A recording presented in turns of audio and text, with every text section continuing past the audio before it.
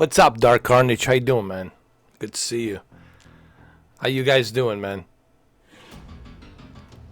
So anyway, I felt like doing this like a couple of hour live stream. I want to talk about the physical media versus cloud gaming, and I want to give like my honest opinion on it. You know, I want to give my take on it. I don't want to tell people, hey, look, you can do whatever you want to do with your money. I always tell people, whatever you please, go with it. But I want to, give my thoughts on it because I have tried cloud gaming now for 6 months. I've gotten a taste of it from different services, and I think since I have tried all these cloud gaming services, I think I can give you really like an honest, unbiased, unfanboyistic, zero there's no fanboy here in me. Never will happen. So I felt like maybe it's time I give people my perspective on that, and why this. You see this physical media. Why this is to me a crown jewel. Why this is so important to me. And I'll talk about that as we play.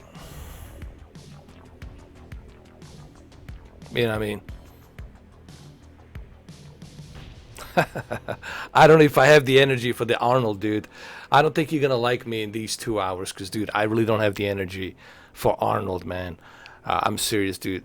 Doing Arnold takes a lot of energy, man. And I just don't have that. Maybe tomorrow. Why doesn't the Fire Stick TV doesn't have the Dolby Atmos? Probably because they want you to buy the more expensive version. It's called business. It's called gimmicky. It's just business. It's just, hey, it's all about this. They're not in the Red Cross business. They're not in charity business. They're in business on how much money can I squeeze out of this guy with the big capital letters that takes a long time to read. That's what it's about. They're just there to make money, man. They're selling. Look how many iPhones. Look how many Samsung phones. How many Sony Xperias. I don't even know which Xperia there is anymore. They're pumping out all these different models. Look at the televisions. Every year there's a new model with a new number. Just because it has a new number on it doesn't mean that doesn't mean you need to burn and destroy your 8 series. Okay? Get rid of your 8 series immediately. Even your 7 series doesn't mean you have to get rid of it immediately. And people jump into that every single time. People really, they love listening to these Joe Jackers sitting in front of their televisions with a smooth voice trying to tell you why this television here seems to be better than the previous one. What are you gonna do? That's how it is. People are people. They are what they are. Okay. But I'm just letting you know how it is. I don't know. I'm not sure. I never tried the Cube. I know the Cube has the Alexa or Echo. I'm sorry, has the Echo built into it, but I never tried it. Listen, man, let me tell you. Even if there's a nuclear fallout, God forbid, if I'm in the bunker, deep down in the bunker, and I have a generator or some solar generator that is picking up some sunlight from all the radiation, guess what? If I have my Blu-ray player, if I have my disc and the Blu-ray player and my projector, I can always play this. See this movie, Star Trek Into Darkness, 3D version? I can always play it. Do you know why? Because it's on this disc. It's on the physical media. And this will survive even after the Ice Age. When the aliens comes down, when they start digging, they're going to find this. And they're going to check the data to see what's on this. So physical media will always be here. Now, yes, there's some cool stuff that you can do with the cloud, You can pick up your phone and start watching. You don't have to carry your giant case of movies. Of course, it has its benefits. It has its benefits, but it's only working in a perfect mecha world. What does that mean? Perfect mecha world. Where we all get to pay the same money, we all drive the same car, we all have the big same houses, we all smile the same, and we all hold hands and sing kumbaya, like in a perfect world which doesn't exist. Meaning that not everyone's going to have a great internet connection. Not everyone's going to have a great coverage. Not everyone will be able to afford a pretty good internet. So there's so many obstacles when it comes to the cloud. I'm not saying that cloud it's something that should be abolished. No, it's a great option to have, but it's not something that I would totally put my money on it, and it's not something I would totally rely on it. Well, I'll give you the example. Like today, today I worked, dude, all day long. I worked my 2 jobs. Then I come here tonight, and I'm trying to get Shadow to work. Shadow doesn't work at all. It says shut off. Cannot connect the server. Try to go to Stadia. Stadia kicks me out 50 times. Even though, obviously, you can see that I have internet capable enough with 40 megabits upload speed, should be able to handle stream of any kind. But it doesn't work. Why? Because the servers are not communicating, and that's going to happen. And then you have to spend money. Think about that. Now let's look at Stadia, for example. Let's look at Stadia. Really, I'm going to rip Stadia, a brand new one, size of a crater that's in Gulf of Mexico, where the asteroid hit, okay, and the ice age happened. All right, go learn the history. Anyway, when it comes to Stadia, think about this. You have to spend $140 just to get the Chromecast Ultra and the Stadia controller. That's $140. On top of the $140, now you got to pay $10 for the Pro subscription just to be able to experience HDR and some kind of 4K. That it's not a native 4K, obviously. It's a dynamic resolution, checkerboard, upscaled. Okay, it's just an upscaled resolution, just so you can enjoy that. Now on top of that, 140 plus 10, that's 150. 150. Now you already paid 150. What's next? Okay, the next step is you want some games. Okay, who doesn't want some games? Guess what? You got to pay the full price. Guess what? You want the DLC? You got to pay the full price as well. Why in the hell would you go through all this trouble paying $150 for that, then paying $60 for a game that's $200? Why would you go through all that trouble just to play a goddamn game when you can just do this?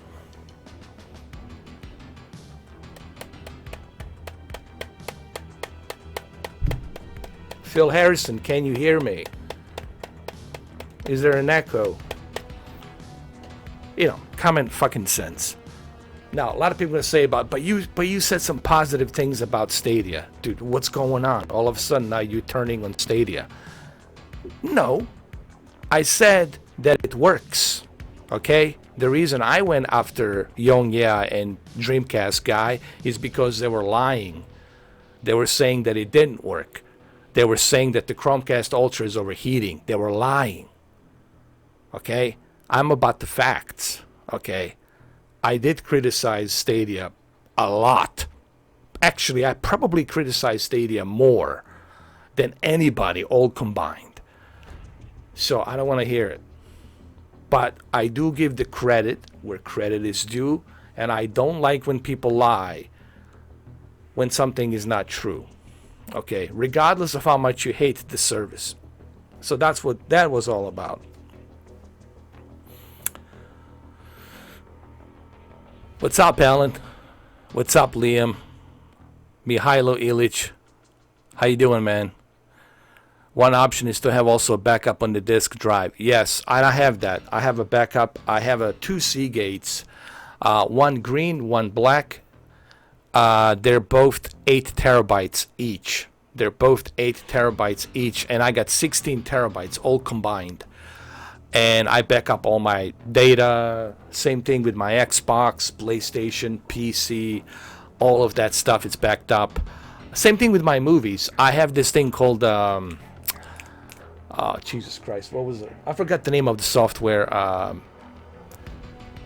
It's a software from China. Okay, relax. It's not a dangerous software. It's a legitimate software from China. Okay, and where you can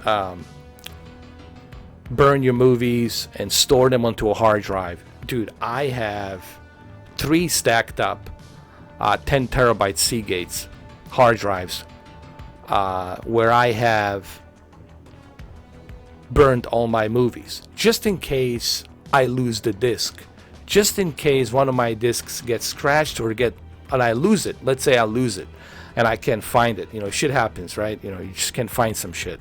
So I have that as well. So having the physical media, to me, stored somewhere, I don't care if it's on this disc or if it's on the hard drive, it doesn't really matter where you put your data, as long as that data it's put on a physical, some sort of physical media.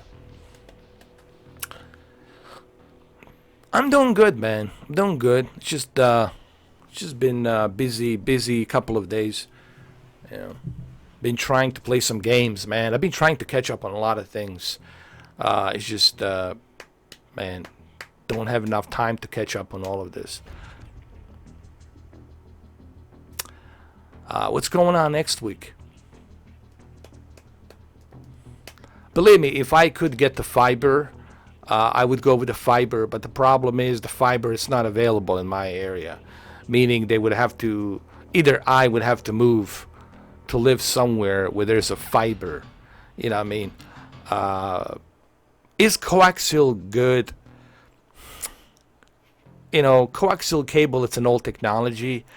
And even though it can, send a lot of data, but it takes quite a long time for that data to go through coaxial cable. With the fiber optical, it's much quicker, much faster, more instant. So it's laser. Fiber optical, it's laser. It's a laser technology. This is copper coaxial. It's takes time. And then if there's a gap on the cable somewhere, you might lose. You might have pockets where you might lose that strength. So I would love to have a fiber optical, but it's just I don't have it.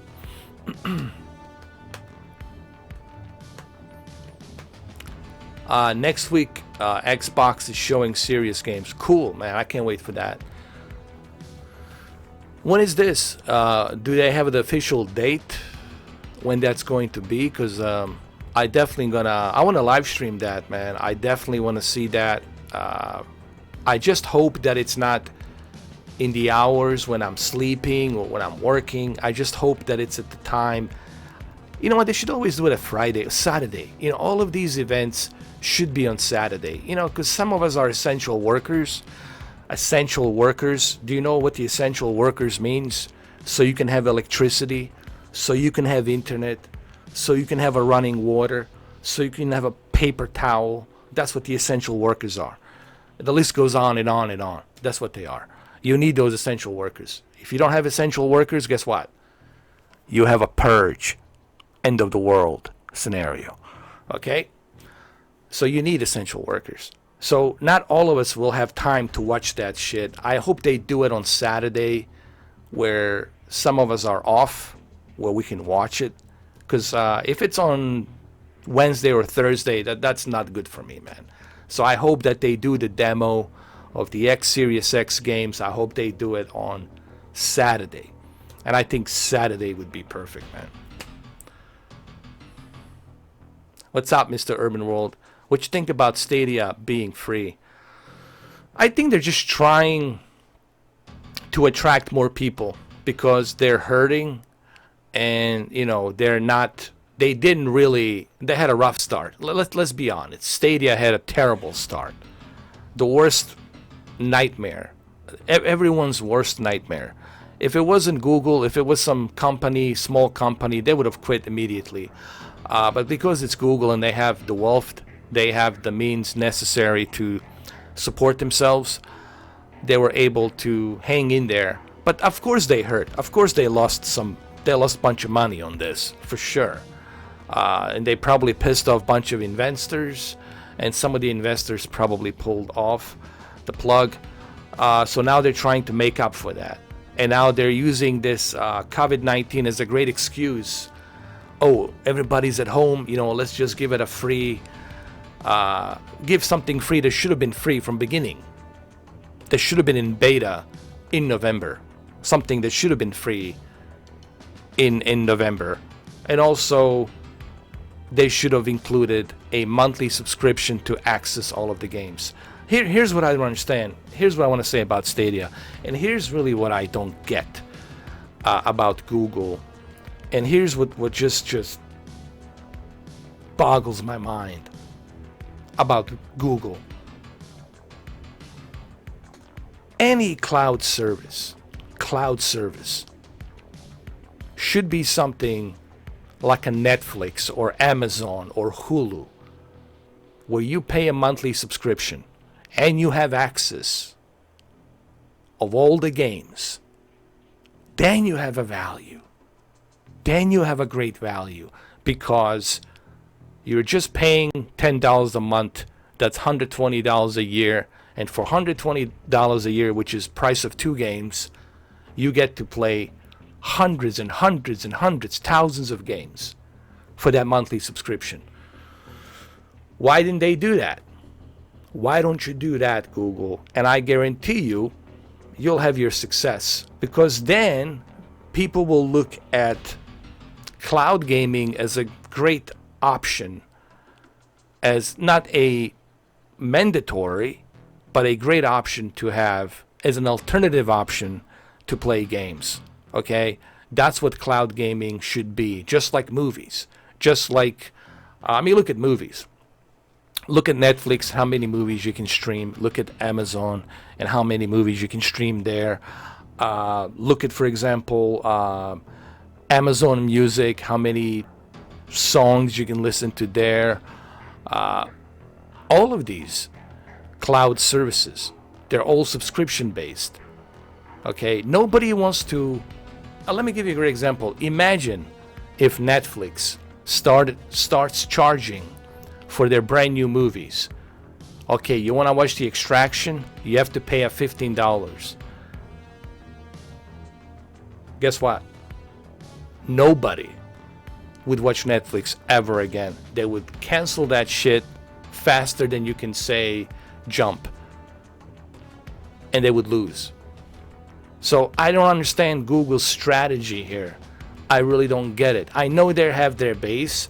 I know they have their fanboys. And that's fine. Every company will always have fanboys rise. Because fanboys will always be with us. They will always be here. It's just the way it is. That's the culture. Fanboyism. It's here to stay with us, and I accept that. I accept that shit. And not that I like it. Of course, I despise fanboyism. I just can't stand fanboyism. I despise it. But I know it's here to stay. I get it. So, fine. You want to have fanboys? Fine. Any company can have fanboys. I don't care which brand. But at least do something that's right. At least make a service that you can beat yourself on the chest and say, God damn, I know I'm a fanboy of this service, but God damn, this is a great service. Great value. Where's the value in Google? In Google Stadia. Where's the value? I mean, where's the value on cloud gaming in general? Where's the value? There is no value, because you don't own the games. You have to be dependent on the internet. Okay, let me give you an example. You come from home, right? You are tired. you want to relax, okay? You want to chill out, maybe have one, and enjoy yourself. Maybe get some of that Crown Royale or whatever, Captain Morgan, sip it in with the ice, kick back on your lazy boy chair, sofa, and you want to play some video games. But guess what?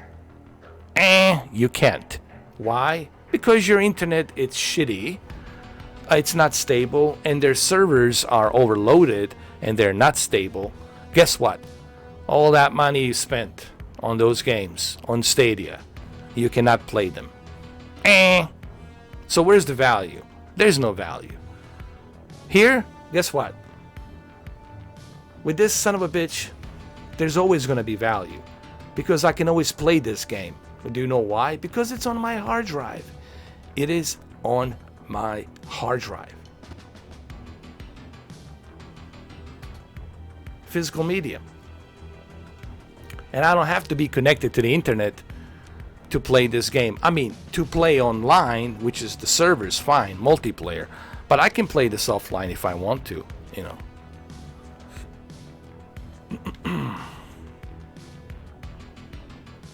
Hey, how you doing, Brendan, man? What's up, Giovanni? How I been in the quarantine these days? Dude, I haven't been. I'm an essential worker, dude. There's no quarantine for me. I've been good, man. I've been just busy, I swear to God, man, I've been so busy. People ask me, how come you can't do steady videos and all this other stuff? I was like, dude, I don't have time, bro. Some people, they do this as their main income. And of course, they can do it because this is what they do.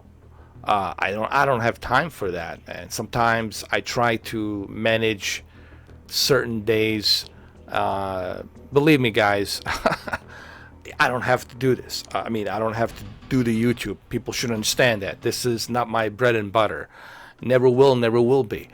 But I do this because of you guys.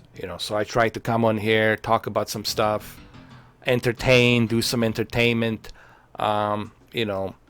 A lot of people ask me, well, what is your channel all about? Like, I don't understand. I've been getting messages. People have been messaging me and texting me, dude, I don't understand. I don't understand your channel. I said, what do you don't understand about my channel? I thought you're the television god. I said, I never said I was a television god. I just sometimes I talk about televisions. I give my recipes. I never said I was a television god. Back in 2016, I got bitten by that 4K bug. So I started talking about the 4K. And I started getting some 4K televisions and started testing, got, intrigued by that, and started getting intrigued by the HDR and Dolby Vision. And that's how the whole thing started. And of course, the HDR and 4K that was implemented on video games in 2016, 2017, that intrigued me as well. But at the end of the day, this channel is me. You come here because of me. You don't come here because of the television. If you want to get some technical details about the television, go to Digital Trends, or how about go to Direct Source, which is always the best choice. Go to a direct source. Do you know why? Because that's where I go to. I go to Samsung, to the direct source, to read about the Q9OR. I go to the Sony to read about their newest A9 Sony OLED TV. I go to a TCL to read about their 8K television. I go to the direct source. That's where you should go. To the direct source. If you go to somebody else, guess what you're doing? You're going to somebody giving their own opinions. Remember that. You're not getting the facts. You're just getting opinions. And the videos will be heavily opinionated, just like my videos were heavily opinionated, because that's what I was doing. I was giving my own opinions about the televisions. Okay? I didn't create those panels. Okay? I don't work for South Korea, LG Laboratories, or Samsung in South Korea. I don't create those panels. I just go straight to the source and read it from the source. And this is what I always try to tell people, if you want to get the correct information, if you truly want to get to the nitty and gritty of whatever product is that you are looking for, go to a direct source, because that's where I go. Now, if you want my opinion, then that's a different story. But just remember, my opinion is going to be something that you might not like. You probably will not like what I have to say. You say, oh, why do you think that? Well, because it's my opinion. So a lot of people, get things confused with my channel. Like, well, what is this channel about? Are you about the cloud gaming? Are you about this? Are you about that? It's none of the above. It's about this guy. It's the Mr. 4K experience. It's me. This dude right here. So you come because of me. Okay? When you go to see Joe Rogan, you don't go to Joe Rogan to find some advice on your illness or something that you might have a problem with. No. You go to Joe Rogan because he brings interesting guests, and he's also a funny guy, so you go there because of him. So you can watch him and him interacting and asking questions of all these interesting guests that he has. It's the same thing here with me. You come here because of, obviously, me. So I don't know why people sometimes, they get the wrong idea. They think that my channel should be one thing only, and one thing only. That's not what this channel is about. I just felt I needed to explain that because, man, I get so many messages. People are confused. Like, I don't understand your channel. What happened to your channel? I said, what do you mean? You mean, what happened to me? Nothing. I'm still here. Well, you don't do any more picture settings. What happened? Well, I have those videos. I have 5,000 of them. I have tons of picture settings. It's just maybe you're too lazy to go and search to find those videos. I'm not going to do the same video over and over and over and over again. I've done shitload of videos on the E8 OLED. I've done shitload of videos on C7. I've done shitload of videos on C8. I've done shitload of videos on projectors. Unless there's a new projector, that's a different story. But everything else I have covered. I've done 48-minute review on the Oppo UDP-203 in-depth review with all the features and everything. I have done that. The video is there. All you have to do is type it in and you'll show up. So anyway, I just had to kind of get this out there because I think maybe this is the perfect time that I say this, because I really get a lot of questions that I really, some people, they just don't get what this channel is about. Thank you, Santiago. I know you guys get it, my regulars, and I also understand there's some new people who come in, they hear all kinds of different things about me and they don't know what to believe, they don't know what to think, and they see me doing those videos, and they see me do live streams, and they can't figure out, well, what is this channel all about? It's about me. I mean, really, maybe I should change my name to It's About Me. Click on me. It's about me. That's it. Like a Truman Show. That's what you're watching. All right, let's go play some. Let's play some Predator Hunting Grounds.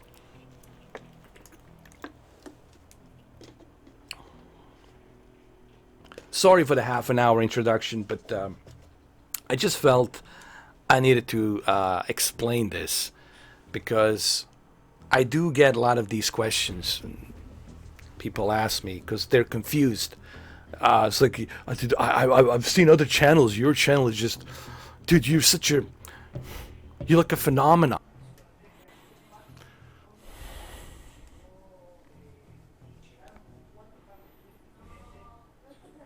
All right, I'm back. I'm back. Look at this.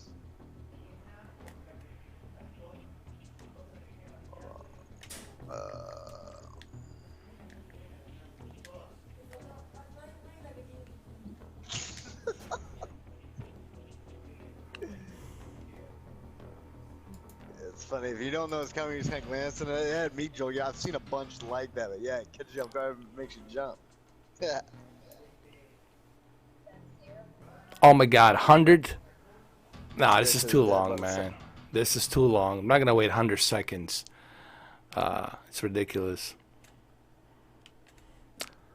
So my internet speed at the moment, it's pretty bad. My internet speed, it's like roughly 100, actually 240 megabits per second, and then 40 megabits upload. So it's pretty bad at the moment.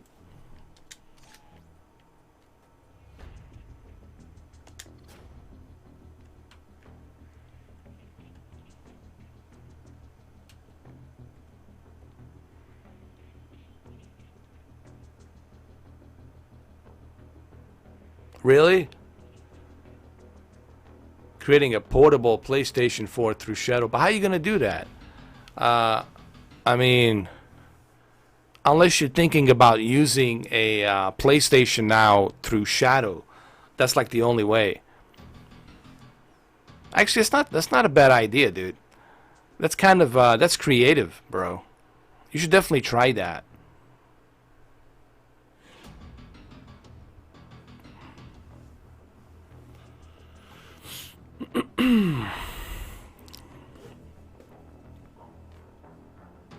My internet's bad, dude. Mine is so bad. I don't even know if I can, dude. Pff, it's getting so bad, man. It's getting like ridiculous.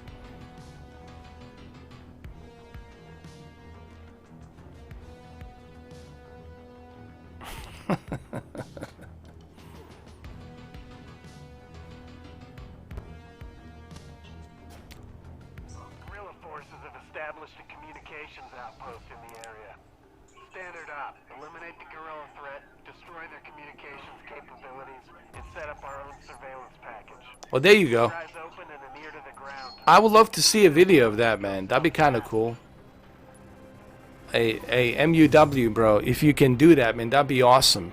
If you can create something like that and you do a video on it, man, and then everybody start thinking, oh shit, man, you know, this must be some new kind of a PlayStation portable. No, do it, man. That'd be kind of fun. Dylan, you were never that smart. How's it going? That's a nasty habit you got there. Let's go. Come on, Dylan. You were never that smart. We expendables. Expendables assets, Dylan. That's right. Let me get some mud. I listen, man, you know me, I love Predator, dude. I'm like a Predator freak. I mean, Predator movie. Not the Predator. But like, I love the Predator movies, man. Anything with the Predator movie, yeah, dude, I'll watch it. I don't care what it is. If it has a Predator franchise title attached to it, man, I'm gonna play it. I'm a huge fan. I'm like, you know, I'm a fanboy. I'm a fanboy of Predator. So for me, this is like God sent.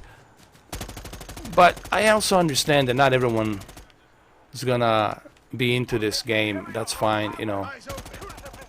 But for me, this is like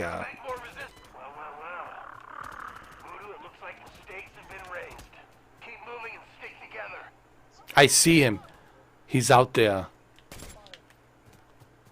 I see him.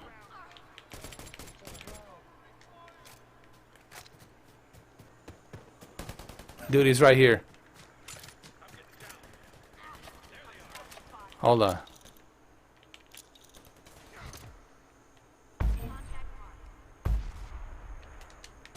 I saw him.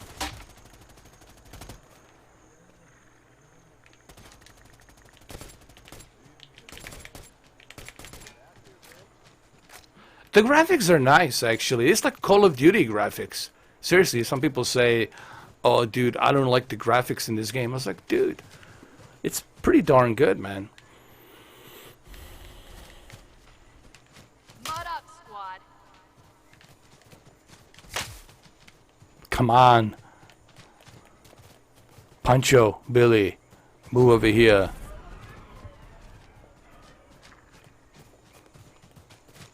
He's right over here. Here, let's do a booby trap.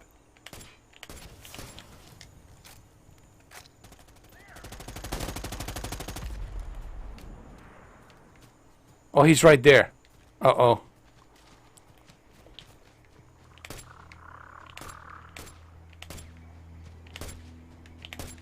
And the sound in this game, it's so freaking realistic, man. It's exactly like a movie. There he is.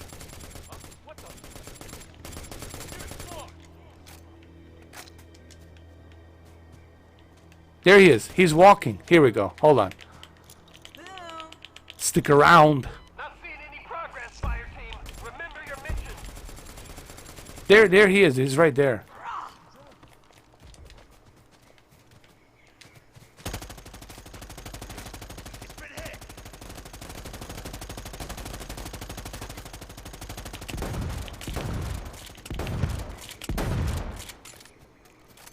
Oh man, we're good. Wait, he's cooking. We got him.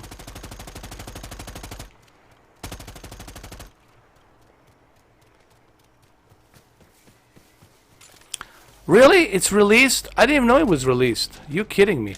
Oh fuck, dude. Technical says we can take out the entire setup by overloading it. Start by turning on all of their equipment. I didn't know that the Streets of Rage was released. Man, you kidding me, right? Like on a PlayStation Store? Right over here. Going for cover. Alarm switch. Keep an eye on it. Dude, he's right here.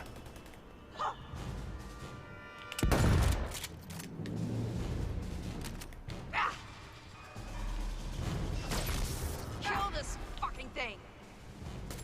I see you. What's my 6? Hold on, let me give him.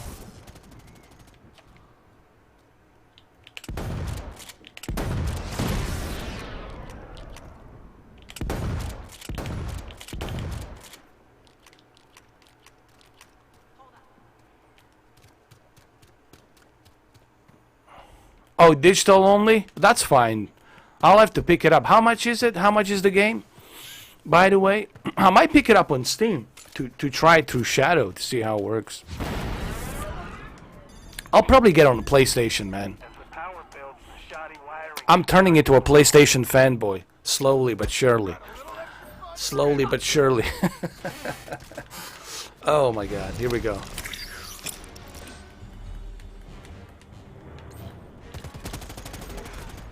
Oh, that's pretty good, man. That's a good deal. Where the hell is this son of a bitch?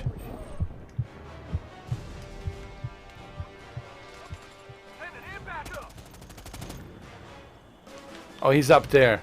He's hiding. He's camping. What kind of predator camps?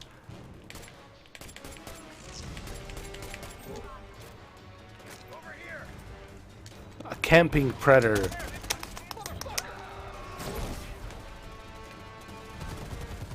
I don't believe it. Put some mud. Hold on. It's good for the pores. Oh, dude, I can't wait to play that. Dude, that's a good price. $24. Hell yeah. Help me! I got you. I got you. Come on. Come on. Get up. Get up. Get up. Ah, fuck. He helped me. I helped you. You helped me. That's all of it. With the power out, the server door lock is disengaged. I helped you. You helped me. Help me! Come on. Oh my god. I'm reading the flatline. Keep it together, Voodoo. I'm right here, dude. Help. Fight Wow, members what the down. fuck? Stick to the mission. What's up, Giovanni? You're a huge fan of Predator yourself. Oh yeah, dude. But the first movie was so good, man. the first Predator movie, even to this day, man. I saw it the other day. I saw the Predator on my projector. And man, watching these old movies on a projector, let me tell you, nothing will change that experience, man. Guys, you should buy a projector now, since majority of movies will be released at home due to this, COVID-19 crap. So dude, this is a perfect time to invest into a good projector. Get yourself a good projector. Go with a Bowmaker, or Bowmaker's pretty good. Parrot 1. Go with the what's the other one? They have Hampao. It's alright. It's not bad. But I would also recommend Bright F40. It's an excellent for movies and excellent for games. It has a really great contrast ratio, 15,000 to 1. Yeah, it was a good game. Which is 15 million to 1, which is pretty freaking amazing. So Bright's great. F40, go check that out. Projectors are right now, I would like, this is perfect time, and they're affordable. And watching movies on a 200-inch screen or 150-inch screen, dude, that 65-inch, that 75-inch, even none of those televisions will replace the experience watching something on a gigantic 155 or 250-inch gigantic projector screen. Dude, one time I did it to 255-inch, and man, watching the Alien and Aliens, it's just like, you feel like you're like, wow, brings back the memories of you being in a movie theater. So to me, I think that's the best way to experience movies. I don't recommend people to watch everything on a projector. Remember, the projector, I really want to say this because I think it's time that I say this. Remember this, the projector, it's not replacing your television. Capish, capito, capish, right? Projector, it's not replacing your television. Television, it's always going to be for your daily use, watching the news, watching the sports, watching your TV shows, etc., right? But when it comes to movies, to experience a certain movie or a certain movie premiere, maybe you want to watch the Netflix Extraction with what's his name, with that blonde, good-looking dude, Mr. Thor, right? You want to watch that movie. So guess what? You can do that with a projector. Make it a movie night and just use a projector for movies. You know. But I wouldn't use projectors non-stop. I know some people, they're using projectors non-stop. Projectors are not made to be non-stop because you have to change a filter. Your LED light lamp will eventually burn out, then you'll have to replace a new one. So you have to consider these facts. But luckily, the LED lamp is not that expensive. You can get it for like $45, $50, $60, you know, to replace it every 4 years or whatever. As long as you keep changing that filter. Maybe I'll do a video on this. Maybe I should do a video on that. I am doing this for me. Giovanni, this game, it's like, I just love it, man. I love this. I remember it was 1987. I was at my cousin's house. This is in Europe, back in Bosnia, in Sarajevo. We had this satellite dish, and with the satellite dish, we had Sky Movies. So Sky Movies was playing 2 awesome movies, but they were like showing late at night. First the Aliens, and then the Predator. Dude, back to back. They were showing on Sky Movies 2, I believe. Sky Movies 2, which is a British movie channel, premium movie channel, and I was watching that, and dude, seeing the Aliens, that scared the shit out of me. And then I have to wait late at night, 1 o'clock in the morning, to watch Predator. Dude, that movie. Oh, me and my cousin were watching that shit. It was so fucking good, man. And we were like little kids. But ever since then, ever since that movie, man, that Predator movie, holy fuck, man. And Aliens, of course. Aliens and Predator, you know. I think Predator was 1987. The same time wow. 1987 was a... Dude, the 80s were the best. Look at the movies that came out in the 80s. Predator. Aliens. Die Hard. Bloodsport. All the Chuck Norris movies. Delta Force 2. Missing in Action. Rambo 2 and 3. Dude, so many fucking badass movies. So many badass. And then Steven Seagal, you know, with his movies. Yeah, RoboCop. 80s were just unbelievable. You know, those were the golden times. You know. Anyway, let's go. Now, this will mean nothing for those of you who were, you know, born in 2000, 2001, because you don't know what that time was like. In that time, the 80s and 90s, man, just fucking amazing. Especially the 80s. That decade of 80s, I would say, it has to be probably the best time ever that we'll ever see. Like, period. In my honest opinion. But that's my opinion. You know, everyone will have their favorite decade. Okay, you know. I'm just speaking for my generation. Yes, Killer Clowns from Outer Space, The Burps, Maximum Overdrive. Fuck yeah, dude. I love that movie. That's with the Emilio Estevez, Charlie Sheen's brother, Martin Sheen's son, of course, 2 sons. And that was great, man. When the machines, with the AC/DC soundtrack, the machines are chasing the people. That was fucking scary. That movie scared me. That movie scared the hell out of me, man. Because those machines are chasing you. Imagine that. If the machines start being alive and they start thinking. That was a great movie, man. The Class of 1999. And of course, the Friday the 13th slasher movies. Freddy versus Jason. I mean, Jesus, man. It keeps going. The list goes on and on. Miami Vice. Shit, bro. I mean, the Knight Rider, David Hasselhoff, the A-Team. I mean, fuck, man. It's a long list. It's a long list of... And then, don't forget the music. The music culture. Oh, my God. Oh, don't even get me started on that. I mean, everything from movie culture, music culture, video games culture. Jesus Christ, man. What a fucking time. Even for video games, it was very exciting as well, too. I've got radios lighting up. They're gonna be looking for you, fire team.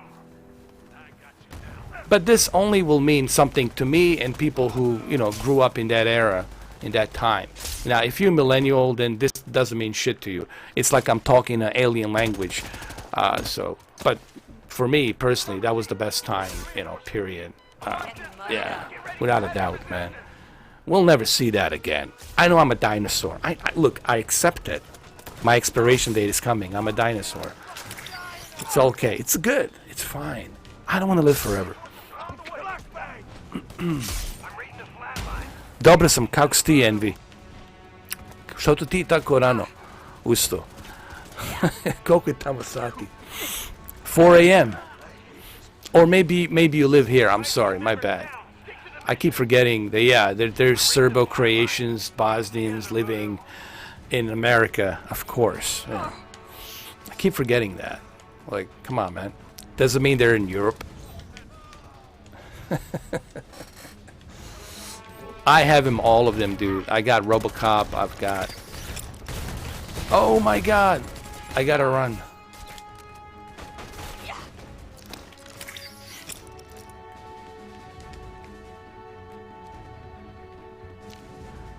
I think I've been pushing this game so much. I'm pretty sure the sales... If the sales are doing pretty good, it's probably because I've been pushing this game. Stick around, you bastard. Dylan, you were never that smart. I'm right here. Dylan. Come here, Dylan. Stick around, Dylan. I got something for you over here.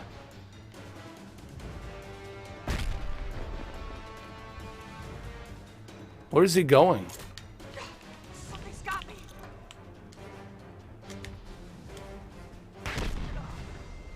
Ah! I killed myself.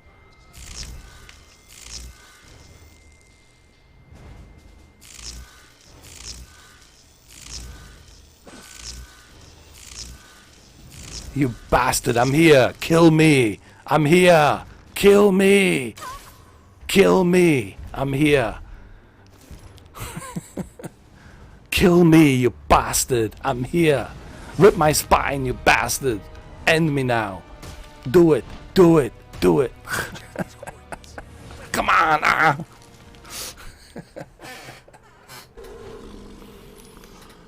Oh, shit. RoboCop. Now, don't watch that remake crap. It's just, why? I mean, even Peter, what's his name? Peter Weller.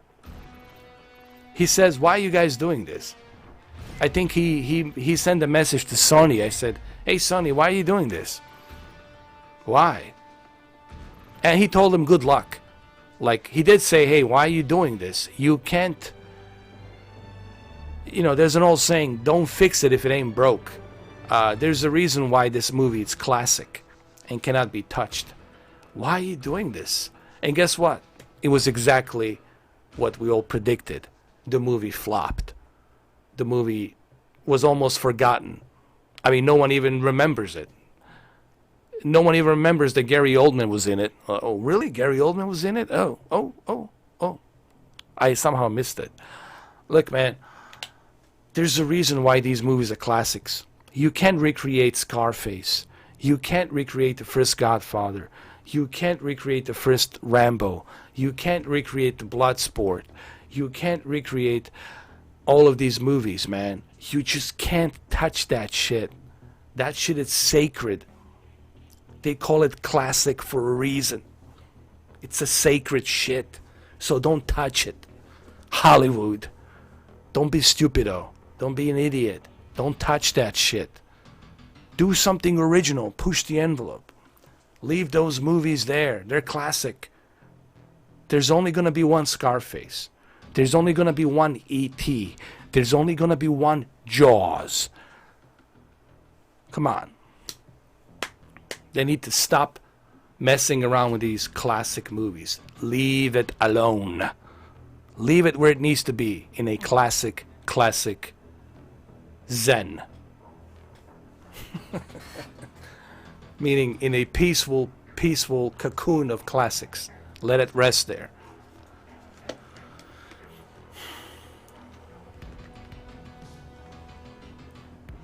Same thing with The Thing. You know, John Carpenter's The Thing. You can't recreate that movie again. The way Kurt Russell played it, the way it was filmed, the way the cast was put together in British Columbia? Where did they go? Somewhere out there. No, Alberta. Northern Alberta, which is freaking cold. Listen, I'll give it to John Carpenter. They didn't go to the Antarctica, obviously, for a variety of freaking reasons. It would be freaking expensive, and it would be hazardous to the cast health.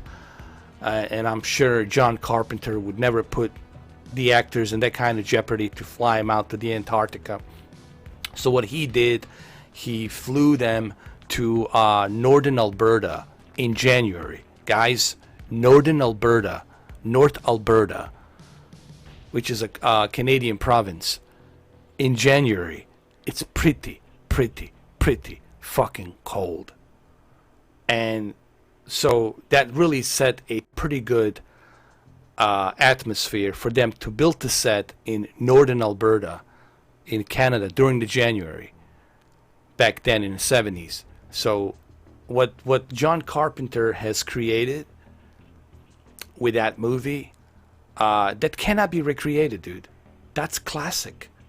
That shit is classic. You cannot touch that. Terminator 2, it's classic. Even James Cameron doesn't dare. You don't think James Cameron could have put Avatar aside and do a Terminator? Do you know why he didn't do a Terminator? Because he knows that he cannot reach to that level and recreate what he has done with the first two movies. He knows that he can't do that anymore. So guess what he did? He let somebody else take that responsibility. He's gonna play it safe and work on the avatars. Okay? Those movies are classics for a reason, and there always will be classics for a reason. You can't touch that shit. Hold on. I want to be a predator. No, it's too late.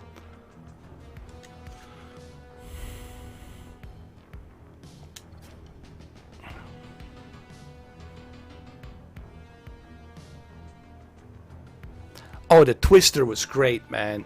That was a movie that was released in 1996 it was filmed by Jean Debont. Back then, I used to live upstate New York, and I saw that movie. It was a great movie, man. Really. It was probably one of the best tornado movies created, period. Now the CGI is getting old because you got to remember that's a 25 or 26 years old movie. You know, it's an old movie, so you know the Industrial Light and Magic back then in 1996, that was groundbreaking, dude. What they were showing back then with the THX and the Industrial Light Magic, the sound, DTS, and all that, that was pretty remarkable back in 1996. But right now, of course, if you watch the movie right now, it's gonna look like a cheap commercial with the twisters, you know, spinning around. But it's still a great movie. Bill Paxton, dude. Bill Paxton. God bless his soul. He passed away from a surgery a couple of 2 years ago or something like that. He passed away from a surgery. I was so sad to hear that story. I mean, Jesus Christ. Just like my father, he passed away from surgery. He was a great actor, Bill Paxton, dude. It's really sad that we lost him. Great actor, man. He was in so many movies. I mean, the list is too big to name. He was the guy in the Aliens. He was the guy in True Lies. He was the guy in Predator 2. He was the guy in so many movies, man. Titanic. He was in Titanic. I mean, fucking name it.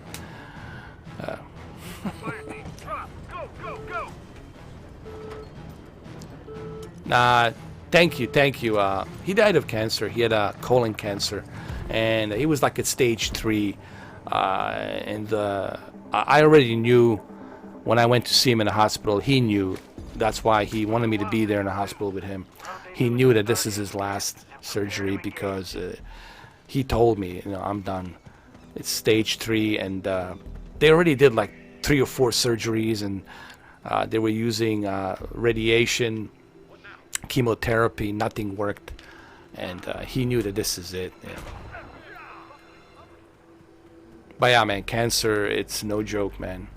That shit, it's yeah, we have to worry about COVID-19, but we also got to worry about pneumonia. We got to worry about diabetes. We have to worry about cancer, you know, all sorts of cancers. I cannot talk today. There's so many cancers out there, and that's the biggest killer, and always will be the biggest killer, in my opinion, is the fucking cancer, man. We need just find a cure for COVID, but we need to find a cure for cancer as well. Really. What I really would love to say to Dr. Fauci, let's find a cure for cancer besides the COVID-19 cure. Because I think we've forgotten about that. You know, how many people died from cancer. I mean, it's unbelievable amount of people, man, in past 3 or 4 decades, you know. Yeah, I mean, it really, you know what, it's interesting we're talking about this because it really made me realize how fragile we really are on this planet. And that makes me wonder, like, why we live in such a planet where we are really vulnerable to all this exposure, to all these diseases? You know, why do we live in such a planet where we are vulnerable and exposed to all this? You know, it really boggles my mind when I think about that shit. It really does. Oh, did we get the bastard? Where is he? Is he over here? Pancho, Billy, spread 5 meters, no sound. Is he up in the tree? Billy! Billy! What the hell did you see? What's up there? What did you see, Billy? Snap out of it. Wake up, Billy. Oh shit. He's out there. I see it. There he is. Bastard. There. Changing mag. Take it down. Whatever it was. Let us do it. We got him. Knock his helmet off. Eat that, you freak. Okay, run. We have authority over this incident and are assuming command. Your orders are to secure the body until our agents can retrieve Oh it. fuck, he's gonna detonate. Will be rewarded. This Oh, we got him. Wait. It's in a good condition. Whoa. We're gonna capture the predator now. We got him. We gotta secure the body.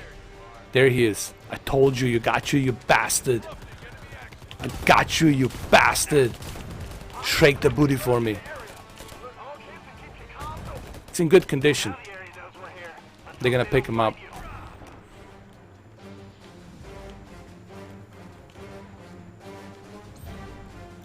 I don't know, man. It's just interesting, you know. When you look at, there's this book that I have.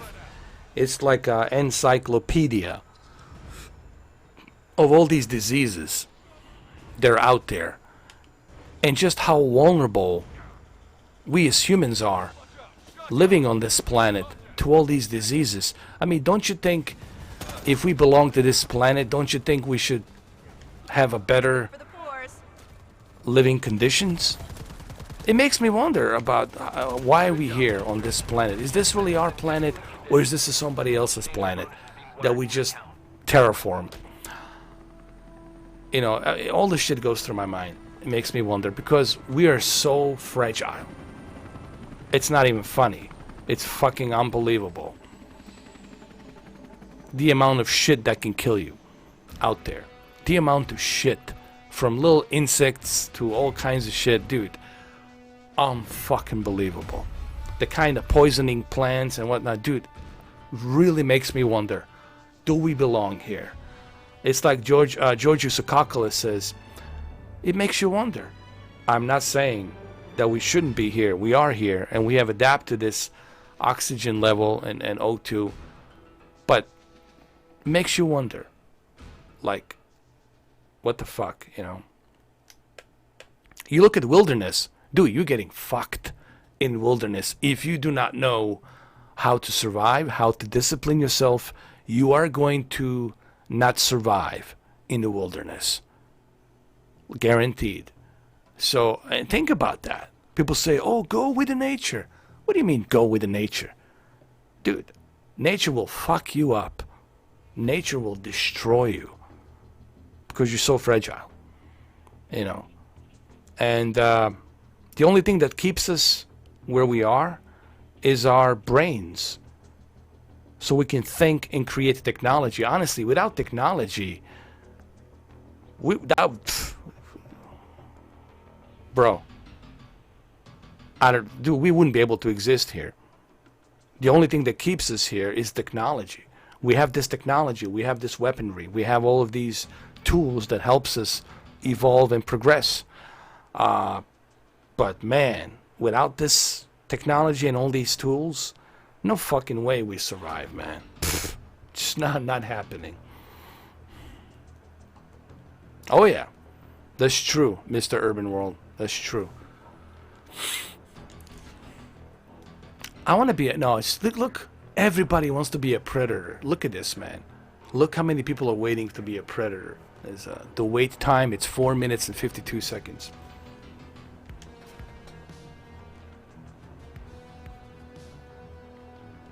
So anyway, getting back to the cloud gaming. Yeah, Avatar, dude. Pfft, it's gonna be a long time since we see it. Probably 2022, or who knows, 2023, dude. With this COVID-19, who knows? Because the best way to experience Avatar, it's in the movie theaters. James Cameron will not release Avatar if it's not in 3D Dolby Cinema. It has to be in a 3D Dolby Cinema.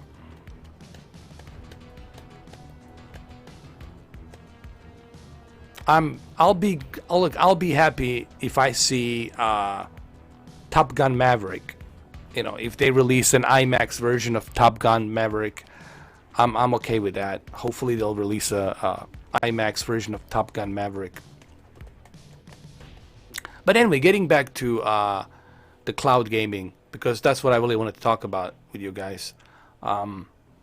As you all know, I have cloud gaming. I have Shadow. I have Stadia, and I have PlayStation Now, GeForce Now. Dude, I can go as far back as OnLive. I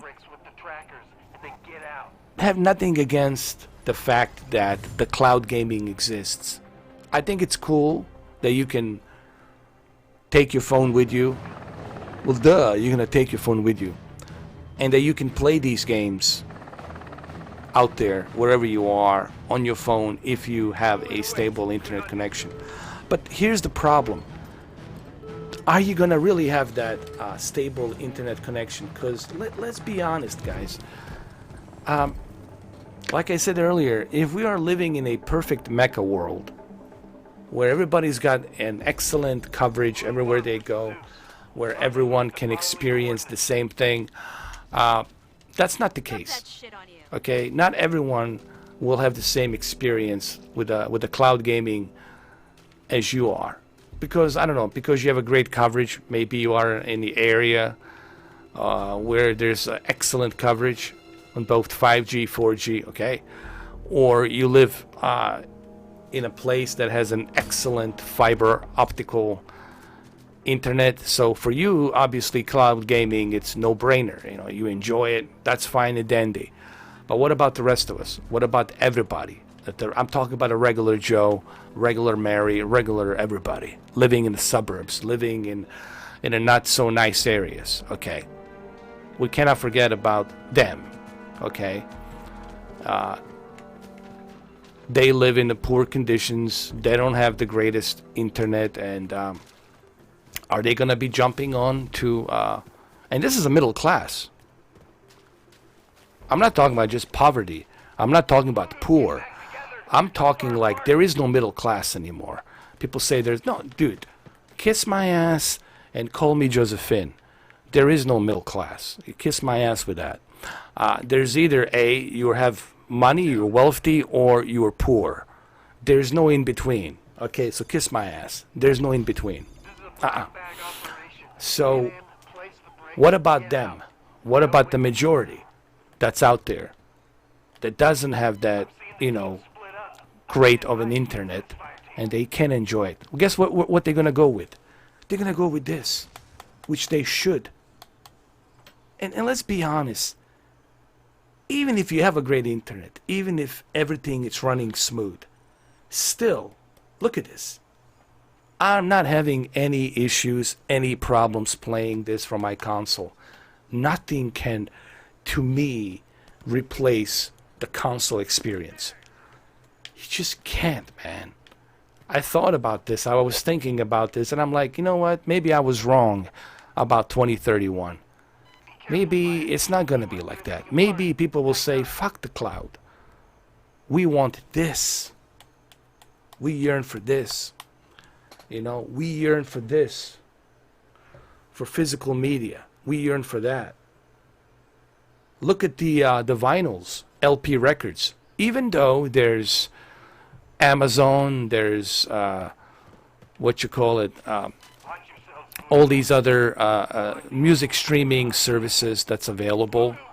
Okay, Pandora and you name it. Okay, there are tons of streaming, Apple Music, tons of streaming music services they can choose from and click and play. But some people, they don't want that. They don't want to use their Bluetooth and listen from their freaking phone.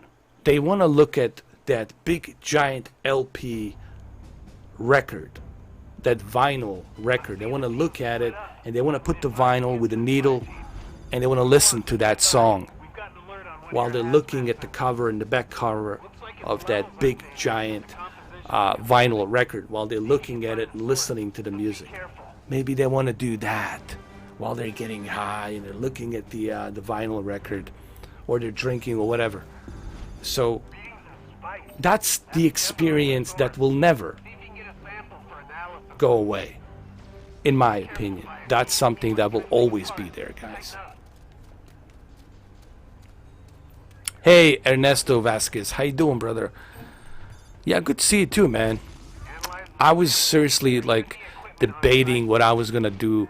Originally, I was gonna live stream a Grand Theft Auto 4, but what happened is I realized that I cannot live stream Grand Theft Auto 4 because it is an anniversary. For those of you who don't know, yesterday or today, April 30th, it's the 12-year anniversary when Grand Theft Auto 4 was released on Xbox 360 and PlayStation 3 back in 2008. And today was that date, April 30th, 2008. And I wanted to do it, I wanted to play it, but the problem is the music that's inside Grand Theft Auto 4, it's prohibited from live streaming.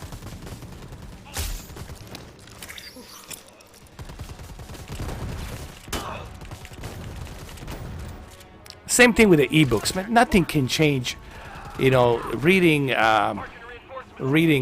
Kindle and all that crap. If you want to read a book, you gotta read a book. Pick up the real book, open it, and read it. Guess what? With a real book, you don't have to worry about the batteries. Oh, does my Kindle have enough batteries? Is it charged? Is the batteries gonna go?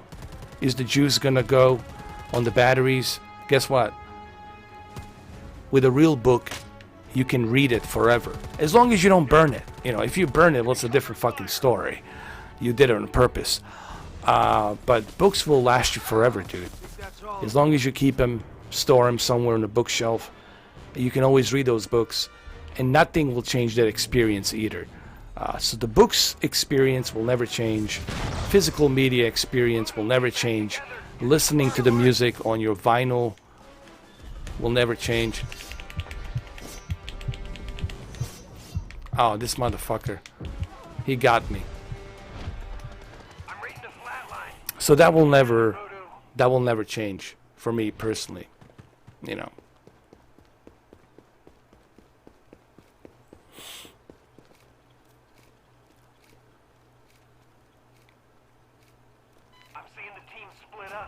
And I was talking to this with my friend the other day, because he was showing me his CD collection, and then next to his CD collection, he was showing me all of his vinyls, dude, all of his LP records, dude. When he opened that bookshelf, dude, he had like 300, man. He stored like a 300 of, it was like a gigantic, like double closet, man, full of vinyl.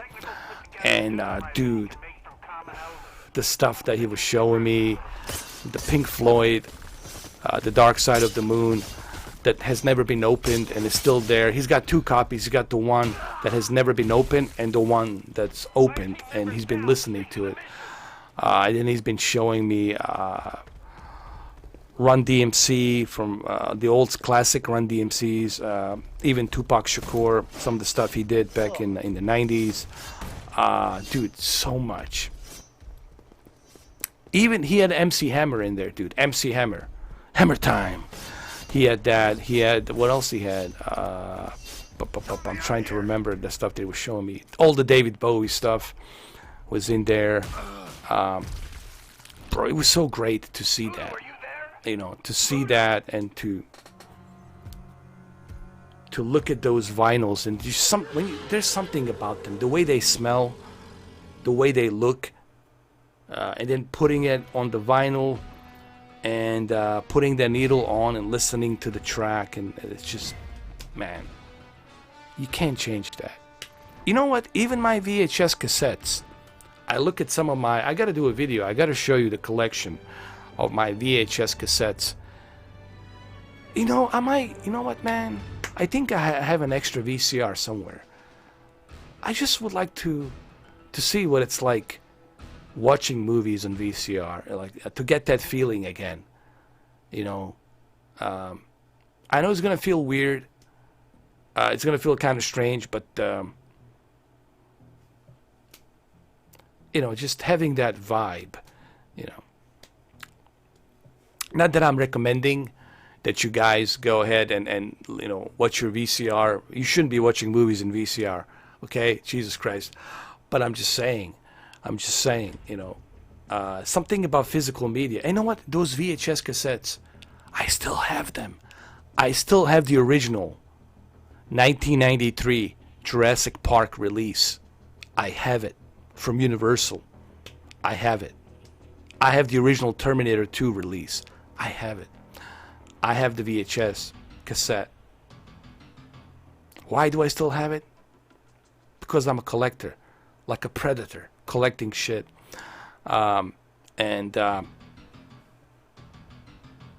shows you that physical media will never die. Will never die.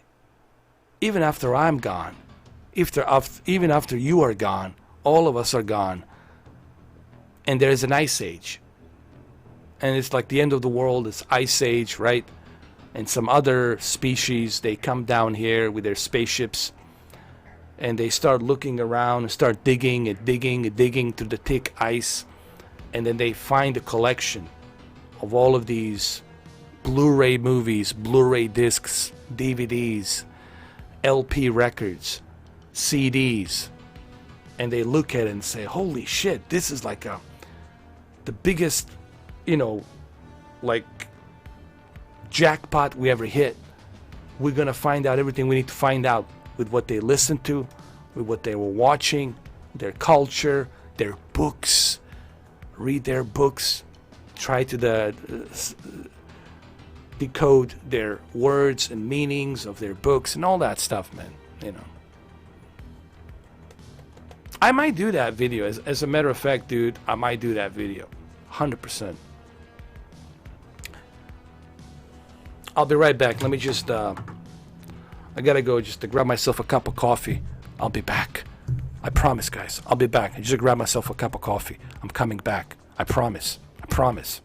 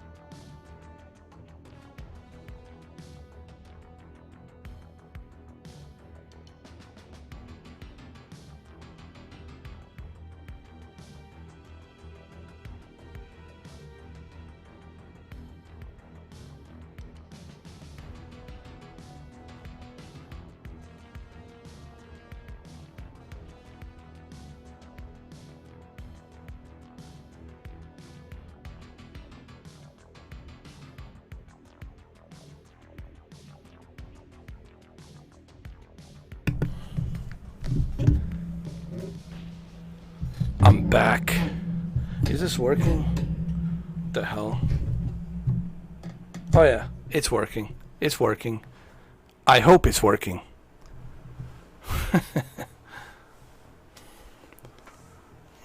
Well, too bad. I just realized I don't have any coffee. Dude, I forgot to buy a goddamn coffee. Believe that shit? I gotta do it tomorrow morning, like a jackass. I gotta wake up in the morning and... I'll just go to like I'll get up early in the morning and get some coffee. Jesus Christ. I just realized I don't have any coffee. Alright, where were we? Where?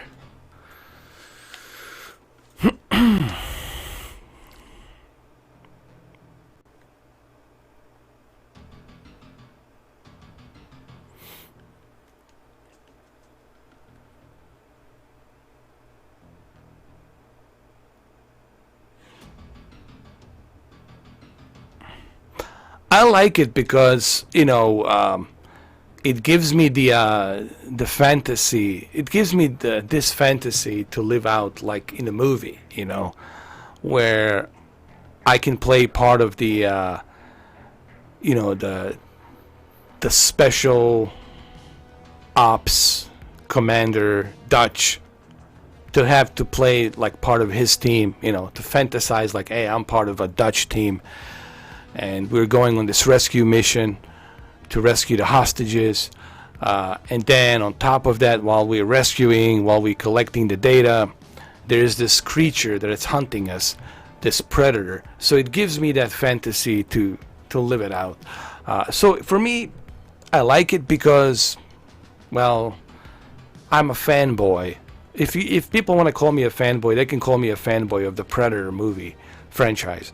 So anything that has to do with the Predator movies, bro, I'll be right on it. So I personally like it, but I definitely see your point. They could have done a hell of a lot better. I think what happened is they didn't have enough money. It's a small studio. If it was a bigger studio and they gave him more money, I'm pretty sure they would have probably get the characters from the first movie, like Dutch, Pancho, Billy, Dylan. They would get all of them in there as part of the movie. But again, you know, you have to remember it's about this at the end of the day. If they don't have enough gula, if they don't have resources to do it, then they can't do it. But it's not a terrible game. I mean, if it was a terrible game, I would not be playing it, obviously, but it's not.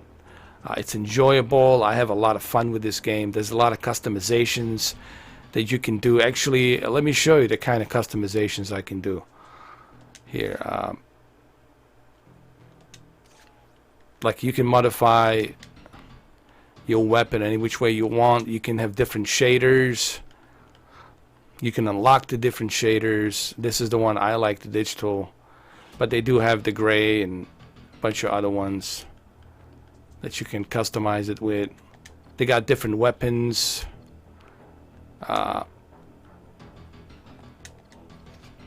Which I'm going to show you here in a minute. Assault rifle.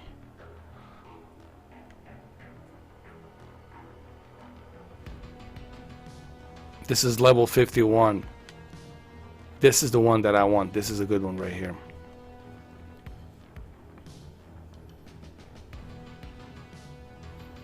This weapon right here is something I need to get.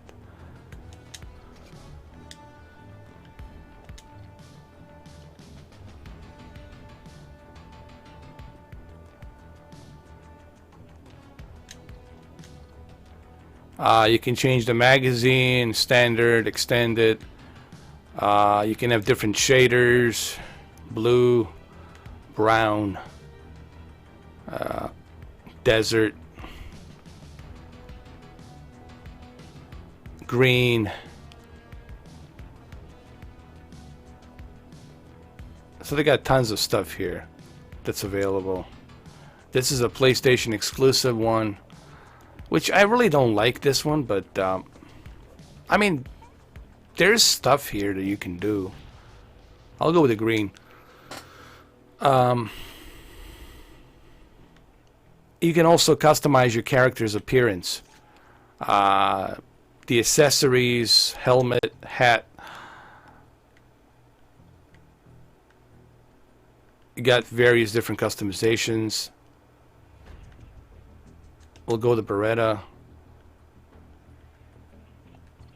The eyewear. The eye patch. I already have the eye patch. We'll use that. The lower face, bandana, half mask, which I have right here. So, you know, you do have some options here and whatnot. So same thing with the Predator. Like the Predator here, you can choose different class of the Predator. They got a female Predator, and they got the Berserker. Berserker is just like the one you don't want to mess with. Here, let me show you. And this is the Jungle Hunter from '87. This is the original one, and I like him. This is the original Predator. You can also change his appearance if you want as well.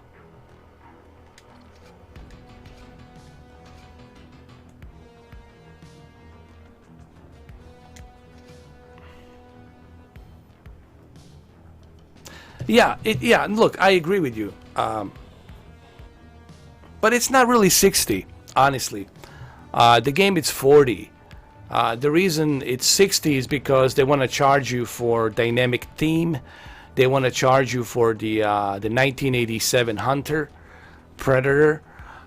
You do lose some goodies if you don't go with the collector's edition, deluxe edition. I'm sorry. So deluxe edition, it's $60. But if you go with just a standalone regular version, it's gonna cost you $40. So I just want to put out the facts correctly. So you can still buy this game for $40. You can go to PlayStation Store and get it for $40. You don't have to pay $60. I think. Can you get it for $40? I think you can get it for $40, man. I know on Epic Games, you can get it for $40. I think you can get it for $40. But you're going to be missing some stuff, you know. But I agree with you. Games like this that are only online should be $30. I agree with that. I said the same thing about Need for Speed. Need for Speed online. I said that game should have been only on like $30. They shouldn't charge people $60. That's EA. Think what EA was able to do. EA was able to charge people, make people buy Need for Speed online only for $60 plus deluxe edition for $80 plus the microtransactions. Wow, EA, Electronic Arts. You're still the heavyweight champion of microtransactions.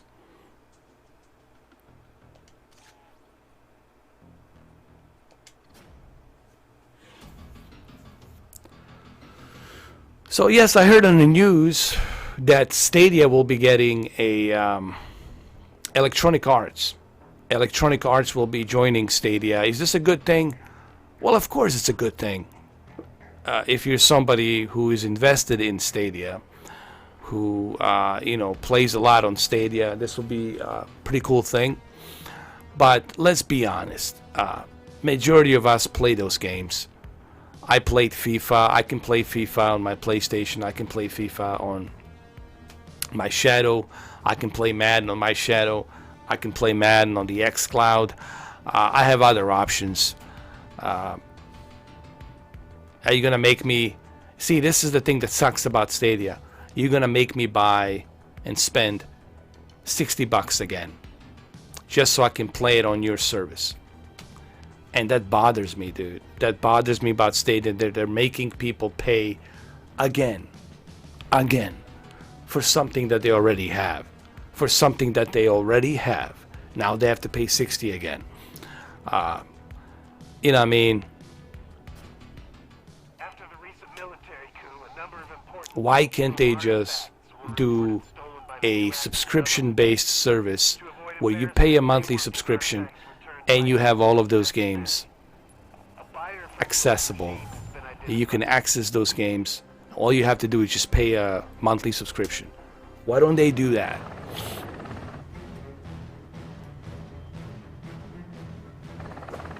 Yeah, I mean, dude, I already played FIFA 20. I already played Madden. I already played UFC. I already played Battlefield. I already played Star Wars Jedi Fallen Order. I'm not going to be too freaking excited to play it on Stadia. As if it's going to be something different. You know. The rendezvous for the buyer is scheduled to So, you know, it's just like... if we're lucky, It really shows you just how desperate Google is to be successful. You know, they're so desperate. And they know that they're not going to be that successful. They already know it, man. You know. 1 million subscribers, that's nothing. I'm just being honest. That's like laughable. Laughable. That's what that is. And I know you're gonna say, but how could you say that, Mr. 4K?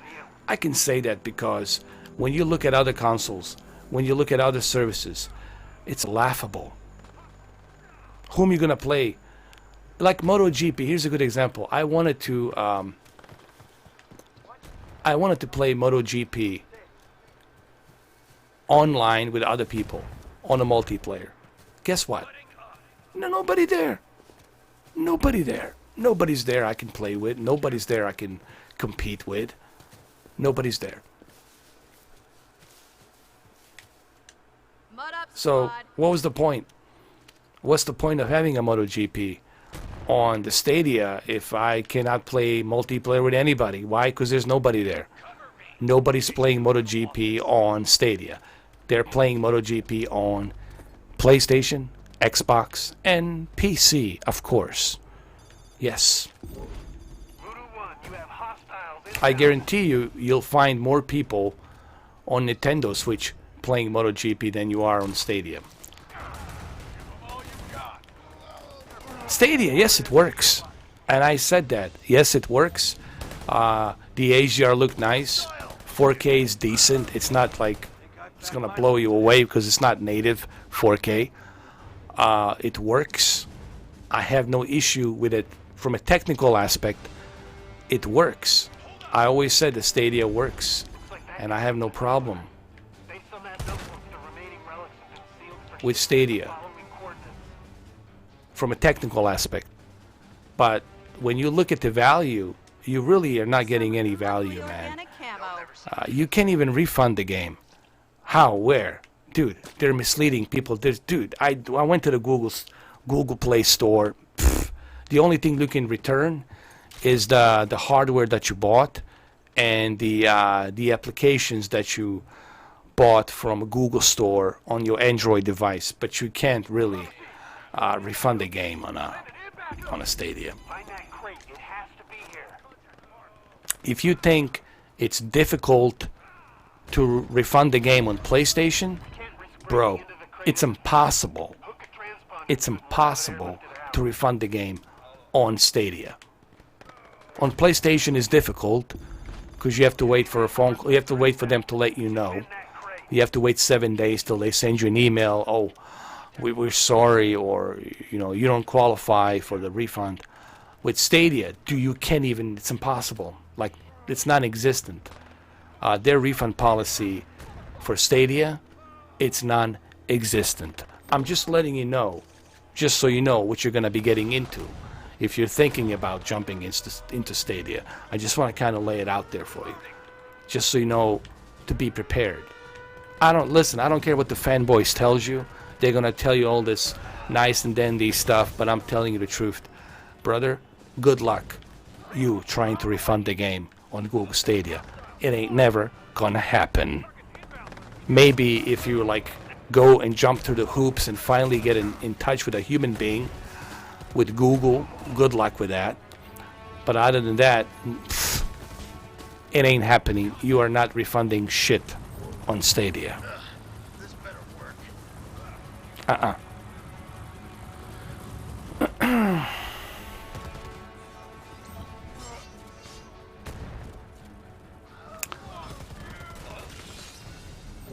Would I buy Samsung's Q9? Oh yeah, dude. Oh yeah, for 1,500, dude, easily. That's no brainer, dude. I would buy that like easily. Easily, I would buy it, man. Q9OR 65-inch. I would buy it like in a heartbeat, man. That would not bother me at all. It's a great fucking TV, man. Really, it's a really well balanced TV. From the contrast ratio, the color gamut, to peak brightness, to excellent gaming abilities. You're really gonna have a smooth experience with that TV. Go for it, man.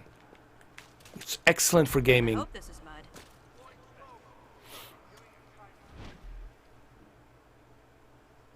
I know, it's like they couldn't even get that game. Seriously. They couldn't even get this game. Which is laughable. I mean, come on.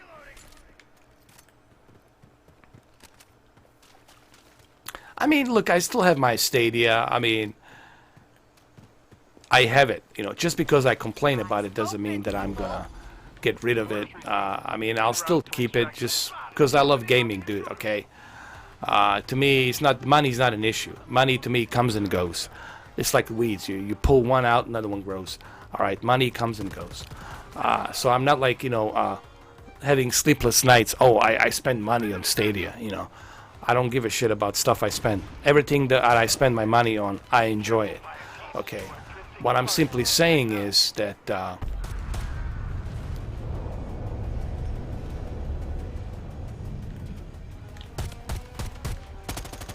what I'm simply saying is I don't see a value with Stadia because you don't have a crystal ball. I always tell people I don't have a crystal ball. And you sure as hell don't have a crystal ball. How long before Stadia shuts down? Before they go out of business? It happened to OnLive. And look what's happening to GeForce Now. How long before they shut that down? How long? Let's say you invested okay, let's say you invested $1,000 on Stadia. Not only are you gonna lose that $1,000, but those games, they're all gonna be gone once the service goes kaput. And like I said, no one can guarantee you that they're gonna be in business forever. This, I can always play this. Physical media, man. You know, this, you know you own this, okay? This movie, it's mine. I can watch this movie anytime, forever. Okay? I can watch this movie forever. As long as I'm alive, I can watch it. So...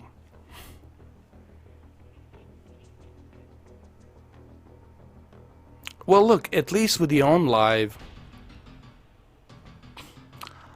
the games, there was a bunch of games that were included. They were part of the OnLive. You could try it out. Actually, you had like a certain time period to try out the game. Actually, you can actually try out the game before you buy it. You can try it to see if you like it, and then if you don't like it, you know, you don't buy it. OnLive could have been a great cloud gaming service. The problem with the OnLive is the Steve Perlman. He fucked that company. He self-destruct that company. He made enough money and he ran off to the sunset on his yacht with a bag full of cash, and that was it. The rest is history. The OnLive was self-destruct. Didn't exist anymore. Okay? And remember what he was saying. Go and look up those videos. What Steve Perlman said. Oh, back in 2010, 2011. Oh, this is the future of gaming. You just buy this little device, future of gaming. Go ahead, buy it. This is it, guys. This will change the consoles. This will change the PC. This will change everything. And guess what? Guess what happened? Just in short 2 years, he changed, he self-destruct, and he left with a bag of cash. And you haven't heard nothing from him ever since. Do you know why? Because he made enough money, and now he's enjoying his life, having a good time. That's business for you. Okay? So, but yeah, that's capitalism for you. That's business and capitalism. That's the way it is here. It's ones and zeros. It's about the digits. Okay, more or less. It's about the digits. But the problem is, if that happened with OnLive, what makes you think that it's not going to happen with Stadia? How could you know? How could you be so sure? Do you really think Google is going to... I mean, do really people think that Google will care how you feel if they pull the plug and you lose all those games? They don't care. They don't care. Because they're Google. They don't give a shit about your opinion. It doesn't matter to them what your opinion is. The only thing they look at is ones and zeros. They're looking at the digits. They don't give a rat's ass how you feel. You know. So that's the one biggest worry that I have with the cloud gaming, is the fact that you are investing money into something that you don't own. You are investing money into something that you have no ownership. This Star Trek Into Darkness, it's a 3D Blu-ray Star Trek Into Darkness. This one right here, I own this movie. This movie, I own it. This Star Trek Into Darkness, the Blu-ray version. This, I own this. This is mine. I have a sense of ownership. Okay, so I don't care if Paramount Studios goes out of business. I still have this movie. With a cloud, you don't have that. You don't have any sense of ownership. I don't care how many games you collect on that Stadia. They're not yours. You're just leasing. You're paying a $60 lease for each game. A game that you could own and buy and play it on your console or your PC. So you see what I'm saying? This is something that you know, when this question was brought up to... Actually, I like that guy. What's his name? I forget the name of the guy who did the interview. This was summer or spring, summer, around this time last year, 2019. Phil Harrison was being interviewed prior to the E3 show, because we did have an E3 show last year. It was all the Xbox, obviously. So prior to the E3 show, IGN, or was the IGN or somebody else, I forgot who it was, Jeff Keighley, okay, the guy who does the Game Awards, I think Jeff Keighley, he asked Phil Harrison, that video's there, go look it up, last year, 2019, he brought the same question to Phil Harrison, and he asked him, but aren't you worried? He says, okay, fine, we get it. You know, you don't have to wait for the download. You don't have to wait for the upload. Click and play right away. We get it. We got it. But aren't you worried that people are not going to feel comfortable, that the gamers are not going to feel comfortable spending $60 on every game, on top of the add-ons and all this other DLCs? Don't you think that gamers will feel uncomfortable spending their hard-earned cash on something that sits on the cloud and they don't have a sense of ownership like I do here? And he kind of dodged the question. He goes like, I understand your point of view, but what we're trying to do, we're trying to give people like a flexibility. or much easier access to their games, blah, blah, blah, blah, blah. He was like weaseling his way out of the question to give some weaselly, half-baked answer, which he always does. And you know what? I totally understand the criticism that Google Stadia gotten, because they're asking too much money. They're asking money, but they're not giving any value. And that's not good. That's not good, man. Like AT&T. You know, Google Stadia now reminds me of AT&T. You want to charge people money, but you give them no value. So what's the point? If you're going to be charging me for something that I can get somewhere else, or even cheaper, or maybe even free, you're going to charge me for that, and you're not going to give me any value. No value. If something doesn't have a value, then you're just burning your money. You might as well give that money to the poor, donate to the St. Jude, the hospital, donate for the hospital that treats kids with cancers, leukemia. You can donate to the Red Cross. You can donate to your church. You can donate to any cause, any charity out there, or hospital that treats kids who are in needs of treatment due to the cancer and leukemia. You can spend that $60 and donate. Think about every $60 that you donate every week to, let's say, a hospital that treats kids with leukemia and cancer, like St. Jude, for example, or animal shelter. They're like, preserving animals to keep them healthy. There's other things you can do with that money. You can help the homeless or whoever. There's other things you can do with that $60. There's some other value there that you can spend it on. But with these other companies, you are not getting any value. The only thing you are doing is you are making them rich. And they don't need that money. Google has gigatrillions of dollars. Microsoft has gigatrillions of dollars. They're printing their own fucking money in reality, seriously. They don't need the money. But you're willing to give it to them. And I'm guilty of it myself. Because I did purchase a bunch of games on Stadia. But I did it because I made a promise to all of you that I was going to spend time testing Google Stadia. And I kept my word, and I did that. Just like I kept my word that I was going to test Shadow, and I did that. You see, I have my principle, and my word means a lot. So if I promise you something, you can take it to the bank, and that's why I did it,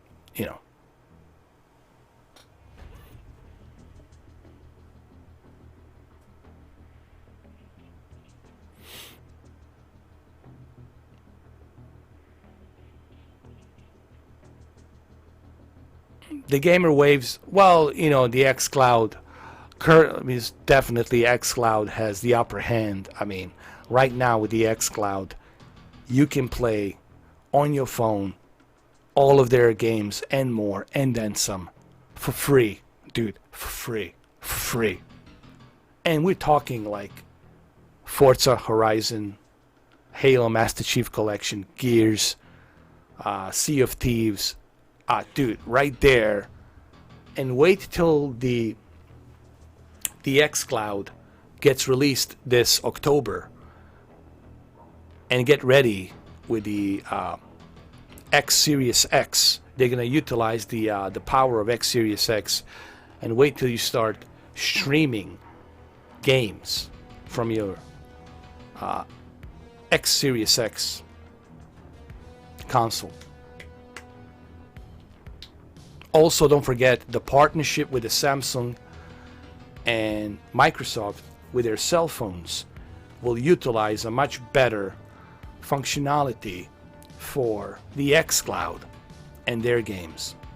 Think about that also. People forgot about that as well, that Microsoft does have a partnership. If you don't believe me, look it up. And then you got Amazon. You got another big dog. But you see, Amazon is smart. They're not just going to focus. They're not just going to focus on cloud gaming. They're also making their own games, like a third party. They're creating their own studio, Amazon Gaming Studio. That means that on your PlayStation 5, on your X Series X, on your PlayStation 4, on your Xbox One X, on your Xbox One Original and S, you'll be able to play games. And on your PC, from Steam, you'll be able to play Amazon games. They're created by Amazon Game Studios or published by Amazon Game Studios. Think about that, man. So, I don't know, dude. Google Stadia, it's gonna be here, I think, for a while. But eventually, they're gonna pull the plug. Because they're gonna say, well, if we really can't reach to that level of success and the vision that we envisioned, they're probably going to pull the plug. But then again, I don't have a crystal ball. Anything can happen. I could be wrong. And listen, I hope I'm wrong about Google Stadia. I always say this one thing. I hope I'm wrong. Because if I'm wrong, then that's good. That means that they're listening. That means they're listening. That means they're doing something right. That means that they're going to change their platform. They're going to change their platform into what should be a subscription-based, all-access type of cloud service. And that's what it should be. Subscription-based, like Netflix, like Hulu, like Amazon Prime, where if you are subscribed, you have access, like HBO Max, for example. HBO Max, which is coming out May 27th, you'll be able to access their entire library. Disney Plus, their entire library. That's what it should be, a subscription-based, not something where you have to purchase a hardware for $140 and then pay $10 a month just to have a HDR and 4K. And then on top of that, you're going to charge people $60. And then DLCs. And then these deluxe editions for $100. Come on, man. You know, no one in their right mind can defend what they're doing right now with Google Stadia. It's their way of business. It's not looking out for a gamer. It's not looking out for a consumer. It's not looking out for you, and it's not looking out for me. Clearly, they're not looking out for the consumer. Okay? Because if they are looking out for a consumer, guess what? You should be able to access the entire 40-something games they have on their library. You should be able to access all of them as long as you're subscribed. And that's how it should be. Isn't that the whole idea of cloud? Where you pay a monthly subscription and you have access. Kind of like PlayStation Now. Look at PlayStation Now. Out of all the services, I always tell people, look at PlayStation Now. Yes, it doesn't have it doesn't have 4K, it doesn't have HDR. Granted, it's 720p, sometimes 1080p, depending on the game. I get it. But hey, at least you have access of 800 plus games, and some of them you can download them to your PlayStation 4. Same thing with the PlayStation 2 games, you can download them to your console. At least you're getting a value, 800 plus games. What value are you getting from Stadia? Now, people ask me about the Shadow. What about the Shadow? Shadow is not a gaming platform. You know, Shadow is not a gaming platform. Shadow, it's a PC cloud lease. They built the PC for you, and then you use that PC from their client, from their server, and you can play everything that you already have from your Steam library, from your Origin library. If you purchase a game on a PC, guess what? You can play that game on a Shadow. So you're not losing anything. Even if Shadow goes out of business tomorrow, guess what? I'm not losing anything. Do you know why? Because I already have those games on the PC. They're all there. I'm not losing my games. Okay? And that's the one advantage that Shadow has. And it's funny how people... There's another guy from United Kingdom, which he does a great job on Shadow. I think he has a pretty cool channel. His name is Mark something. I'm sorry for not remembering his full channel name, but you probably might have seen him. Pretty cool guy. He's from UK, and he does a really great job on Shadow, the way he talks about Shadow. And I agree. With Shadow, even if they go out of business, which is a good possibility they might go out of business in the future. If they go out of business, I will not lose the games because I already have the games on my PC. If the service shut down, I just go back to my PC and start playing them. So I think you get better value with Shadow because you're not losing anything, really.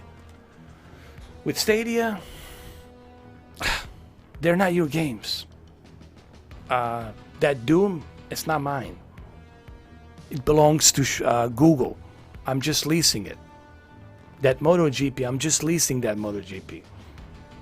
Come on, wake up, guys.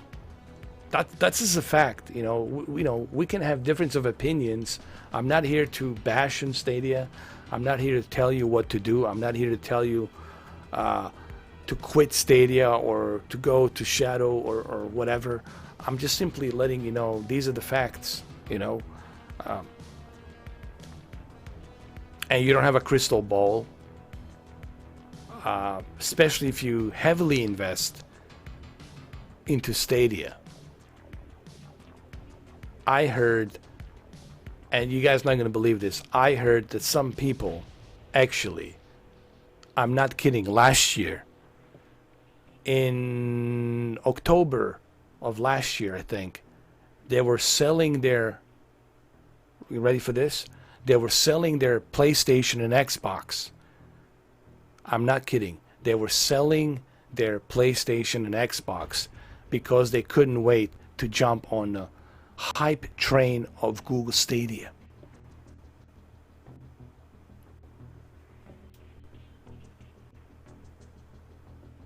I'm not kidding. This is honest to God truth.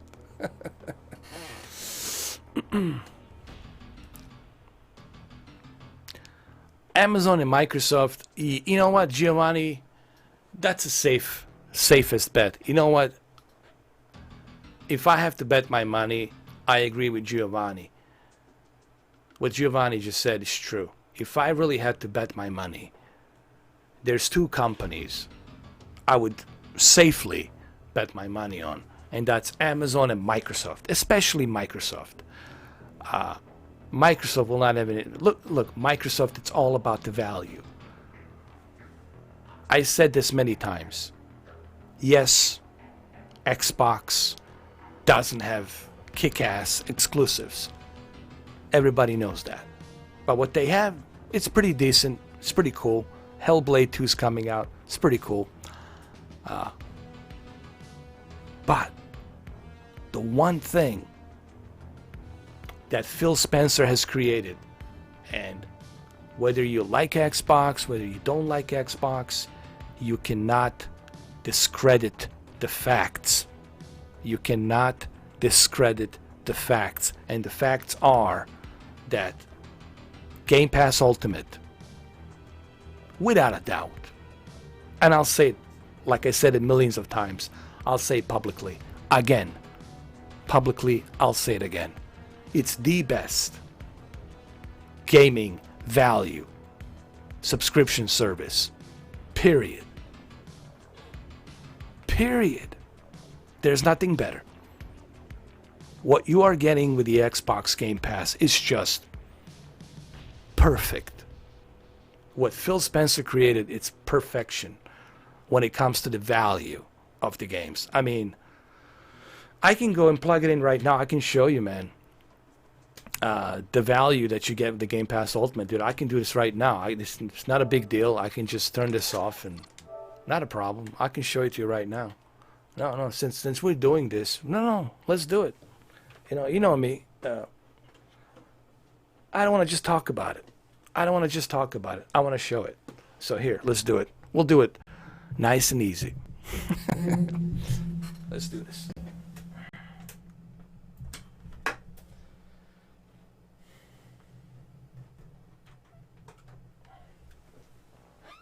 Yes, there's my Xbox controller, and my niece, she put some stickers on there because she loves the Project Scorpio. This is Project Scorpio.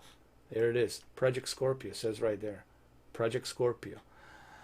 All right, you know I have a Project Scorpio.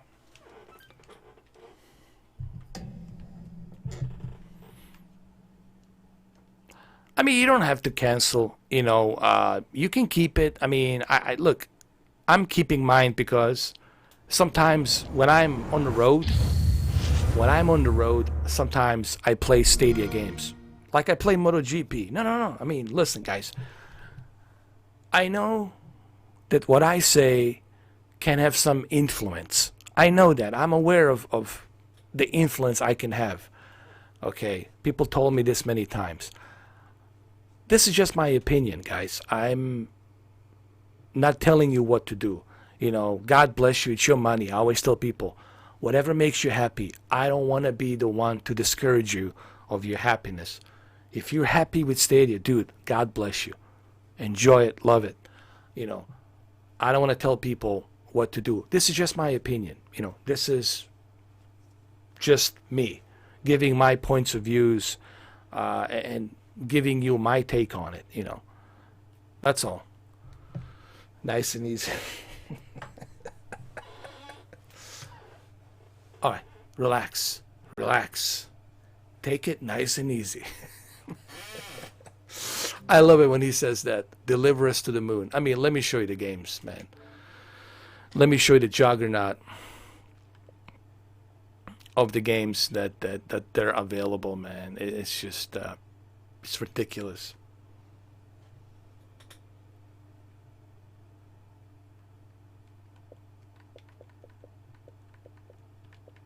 Look at all these games, dude.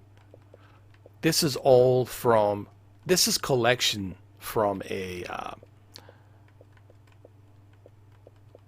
from Game Pass Ultimate. And those same games, I can play them on PC. On a PC. Let's go back, for example, to Game Pass. Let's click on the Game Pass. Look at these games. Look at it. Kingdom Hearts 3, Noir Automata, Street of Rage 4. Look at it. Look at it. Street of Rage 4, it's included. It's included with the Game Pass Ultimate. It's included. See, so when I talk about the Phil Spencer and what he has done with the Xbox, yes, I did criticize Phil Spencer's views on a couple of occasions. I criticized him for him saying that the Xbox owners are not ready for the virtual reality when it's not true. They are ready for virtual reality. And I also did criticize Phil Spencer for the lack of like AAA exclusives.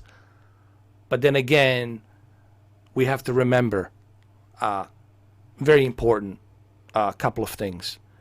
Phil Spencer inherited the biggest mess in 2013.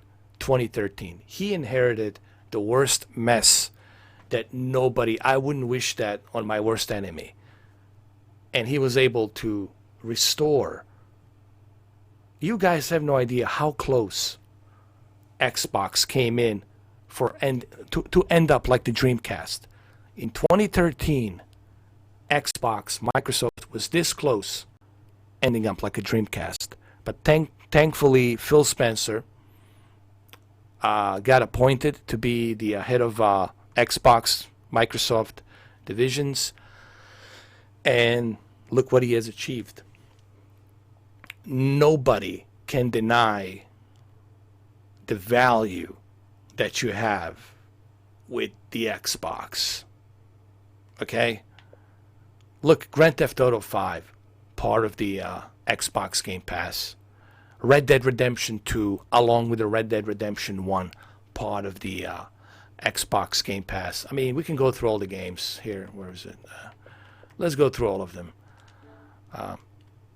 Don't underestimate what Phil Spencer has created here.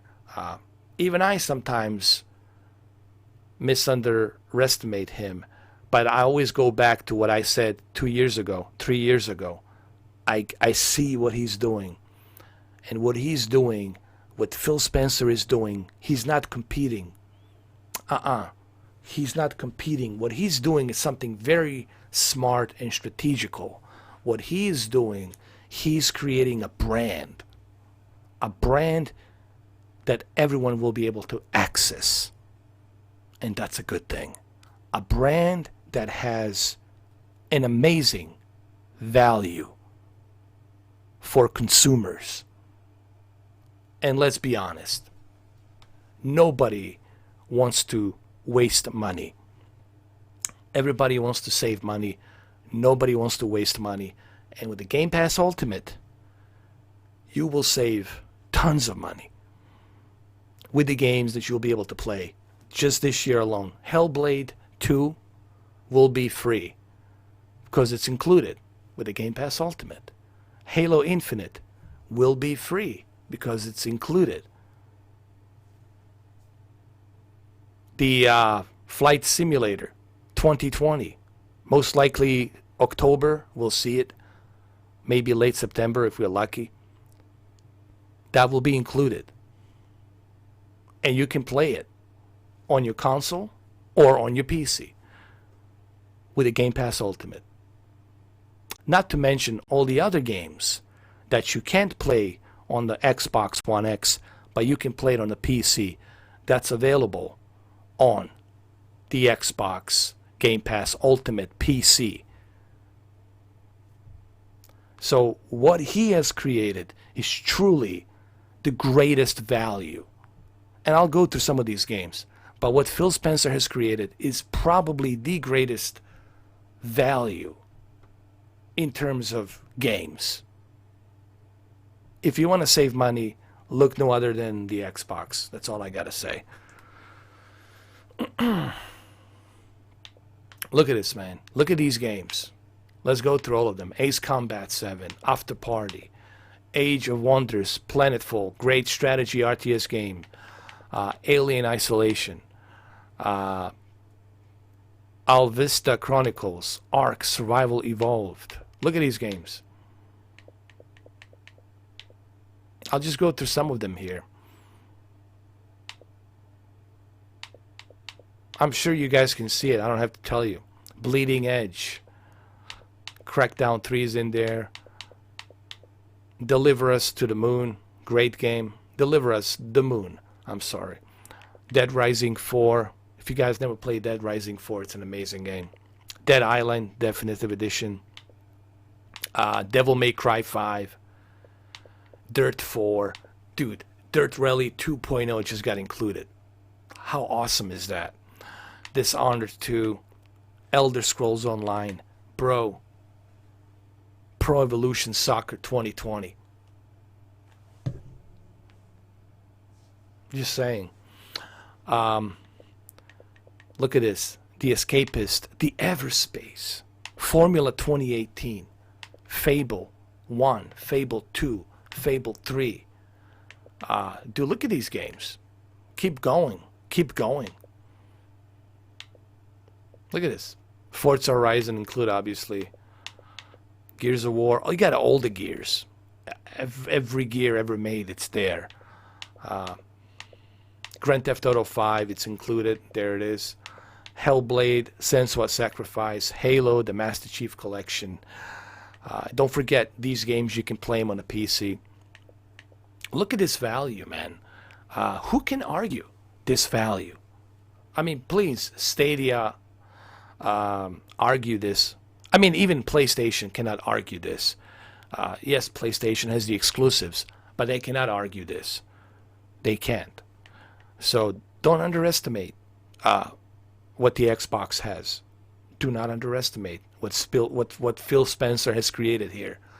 Because I know Sony is not underestimating, because they know what Phil Spencer has created here. It's the huge value. Look at these games, man. Killer Instincts, even Jump Force is available. Killer Instinct Definitive Edition. Dude, you're getting a definitive edition. Kingdom Come, Kingdom Hearts 3, King of Fighters, Kona, Star Wars, Lego, all the Lego games. Dude, you get all of the Life is Strange, all of the episodes, everything included.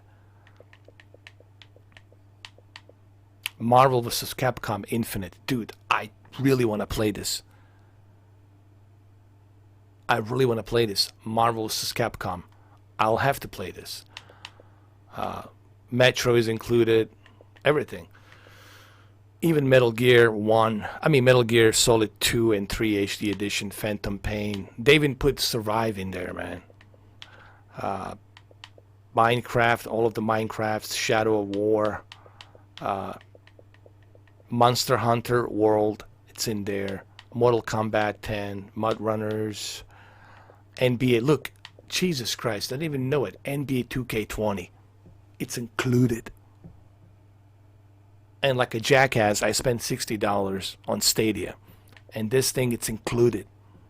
It's included along with the Pro Evolution Soccer 2020. Included. Noir, Automata, Ninja Gaiden, all of the Ninja Gaidens in there. The Outer Worlds. I mean, look at this. Oxenfree. I mean, the Outer Worlds and the Outer Wilds. There's another game called the Outer Wilds. The Ori, Panzer Dragon, Payday 2, Crime Wave Edition. How cool is that? Perfect Dark Zero, Rare Play, and the other edition. Look at this, man. Rage 2, Rare Play. Yeah, dude, go with the game. Listen, man. I just want to give people the facts. You know, it's not about... Here's what I want people to know. Here's what I want people to understand when you come to watch my channel. Please remember, I'm not here to hold a flag for Microsoft, for Sony, for Google, for Amazon, for Nintendo, for PC, for anyone. I'm not here to hold a flag. I'm not a cheerleader. Guys, I'm not a cheerleader. People should know that I'm not a cheerleader. But I gotta give the credit where credit is due. And in this case, Phil Spencer deserves the credit because what he's creating is the greatest value to save you the money. If you are somebody who's in poverty, who's poor, man, Phil Spencer is your man. Xbox is your console, because the Xbox is going to save you money on all of these games for you to play. Okay? Now look at this. Resident Evil, PUBG player, Battlegrounds, Underground, all of that. Recore. Look at all these games. Revelations, Rocket League, Rise, Son of Rome, Sea of Thieves, like the Ultimate Edition, whatever. Shadow Tactics, Sniper Elite 4, it's included. State of Decay 2, Juggernaut Edition, Streets of Rage 4, it's here. but I don't know why it's queued, because something else is downloading. Tons of games, dude. There's tons of games. Surviving Mars, Train Sim World, Tekken 7. I mean, look at these games, man. The Walking Dead series, We the Happy Few, The Witcher. Dude, you get The Witcher Wild Hunt included. You get Yakuza 0, bro. Witcher Wild Hunt and Yakuza 0 and Yakuza Kiwami, I'm sorry. You get Yakuza Kiwami and Yakuza 0 and The Witcher Wild Hunt. World War Z, yeah. You got a World War Z. It's in there. So yeah, think about the value. Yeah. Not necessarily, dude. I want to play all of these games. It's just I don't have time, dude. I don't have time to play all of those games because there's so many. I want to play Hellblade, Sensua. I want to play all these other games. I want to play Kingdom Hearts. I want to play Bleeding Edge. You know, there's a bunch of games I want to play here. But I just don't have time, you know, to go through all of them.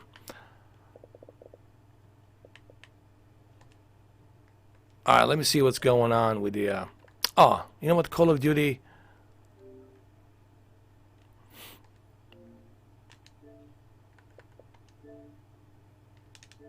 There we go. I want to install the Street of Rage 4 right now. Because Call of Duty is going to have to take a back seat.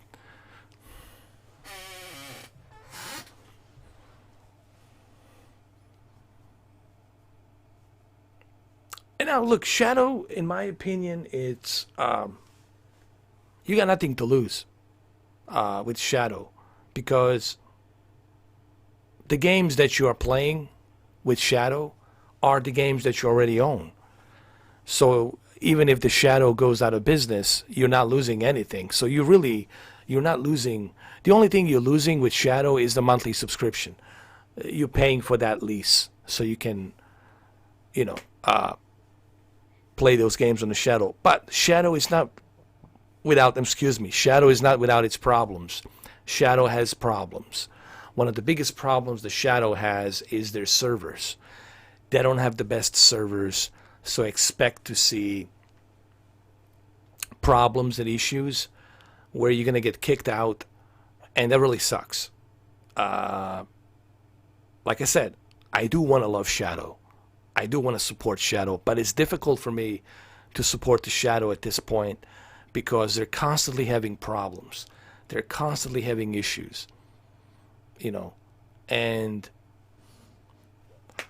that's a big issue for me, man. They're constantly having issues. You know, let's say you, for example, I was playing Grand Theft Auto 4 from my Shadow. I was playing Grand Theft Auto 4, and I was so excited, dude. You know, it's like a little kid next to the Christmas tree. I was so excited to play Grand Theft Auto 4 on Shadow, a PC version, which is the best version. And guess what? Right in the middle of the game, Shadow, it's off. Code error 104 or 102, whatever. And guess what? I was not able to play it. And it was not my fault. I have a great internet. I mean, I have a good, decent internet to handle Shadow. But guess what? Shadow kicked me out because Shadow server is getting overloaded. They didn't build servers to withstand that many people, I guess. Especially the fact that they connected me to a server that's data center that's in New York and I'm in Florida. Like, why would you connect me to a data center that's in New York when I'm in Florida? They should have connected me to the Houston, Texas, which is the closest to Florida, let's be honest, okay? And that's something you'll have to... I have to tell you this because I don't want you thinking, oh, I'm going to order Shadow and I'm so excited, whoopity-doopity-doo. I don't want to hype people I don't like hyping people with some misleading bullshit, because you need to understand that it's not going to be a pleasant experience. Shadow, it's a half-baked experience. Okay, when it works, it's great. It works. But when it doesn't work, it sucks badly. And I spend here's the negative. The negative is this. I remember more times of having issues with Shadow than I remember not having any issues. So I remember only having issues with the Shadow. I don't remember like having a good time with Shadow. That's like a small percentage that I remember having a good time with Shadow. I only remember problems with Shadow. And it's annoying, man. It is really, really annoying. So, at the end of the day, like I said, people, you can choose whatever you want to choose, whatever is your fancy. I'm not here to tell you what to do. But I personally believe that nothing will change this experience. This right here. The console experience. The physical media experience. That will never change. For me. Period. You know, that'll never change. Nothing will change that. For me.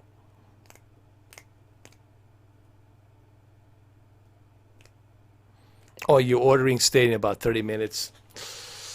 I don't know. Look, man, if I'm not going to tell you not to order it, nor am I going to tell you to order it.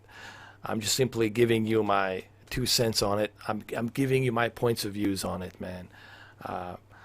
I hate to be that guy. Dude, I listened to Mr. 4K now because of Mr. 4K. I didn't order the Stadia. I shouldn't have listened to him, you know. I don't want to be that guy. Same thing with the televisions. When people ask me about the televisions, you know, I really hate giving people recommendations, you know, because I don't know what your fancy is. Everybody has a different taste. Everyone has a different fancy. You might fancy something different. Maybe you will enjoy Stadia. I don't know. Maybe you will enjoy Shadow and putting up with all the, you know, troubleshootings that you have to go through. Me, you know what I like? Convenience. I like when I get home, I want to relax. Your casa, mi casa. Your home's supposed to be the place for you to relax and have a good time. Correct? Can we all agree on that? Okay. All right. We get it. It's supposed to be your place where you come home and you relax and you have a good time. Now, why would you want to pay money for something where you're not going to have a good time? Ooh, I would love to play a Grand Theft Auto 4 on Shadow, but I can't because Shadow, it's not working. Ooh, I would love to play a MotoGP on my Stadia, but constantly the Stadia, it's kicking me out, telling me that my internet's not stable. Even at a balanced data usage, it's not stable. And I cannot play a MotoGP. With a console, with this, as long as I have it on my hard drive, I'm good to go. As long as I have my disc, I'm good to go. So cloud gaming, it's a half-baked experience. Just because your friend is enjoying it doesn't mean you're going to enjoy it. Okay? It's really a double-edged sword, half-baked experience. And I can tell you this because I have it. I tested both of them. And I'm not sponsored, and I'm just telling you how I feel. You know. All right. Let's go play some Streets of Rage. Where was it? Let's go back. My games and apps. Streets of Rage should be here somewhere. Oh, there it is. Are you guys ready for this? Let's do it, man. Why not? Right now. Let's go play it, man. Let's do it. Streets of Rage. How about that? From Predator Hunting Grounds to Streets of Rage. You see how my live stream goes unpredictable?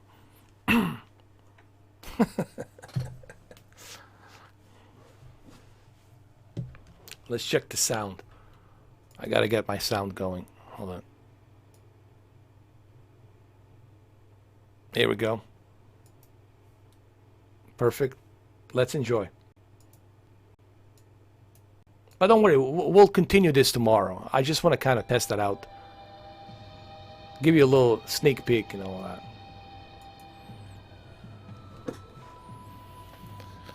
Colonel, I love this game, even though I never played it.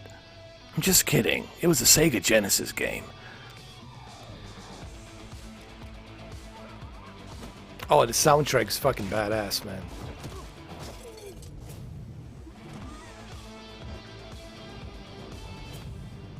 Axel Stone. Booty Girl. Boobzilla Girl. Boobzilla.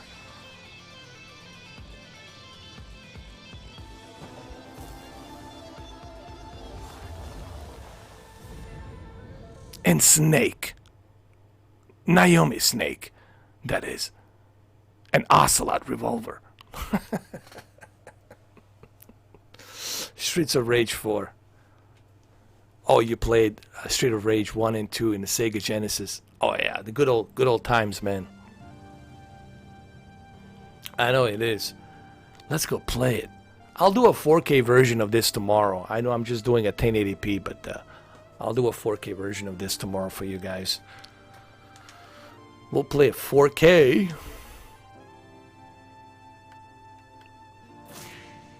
Join online games. I'll do a story right now.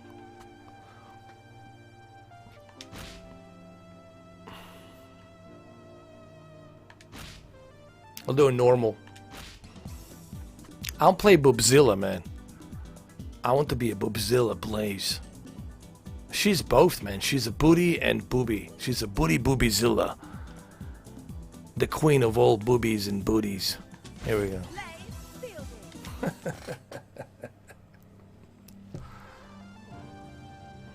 10 years have passed since the fall of Mr. X and his syndicate.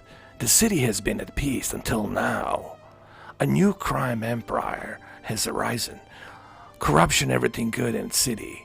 It's rumored to be led by Mr. X's own children, the Y twins. Former detectives Axel Stone and Boobzilla joined forces with their old friend daughter. Alright, I cannot read this too fast.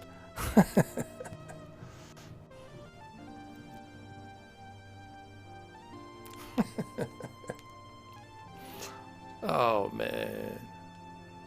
Here we go. Konami. No, Sega. Here we go, the streets.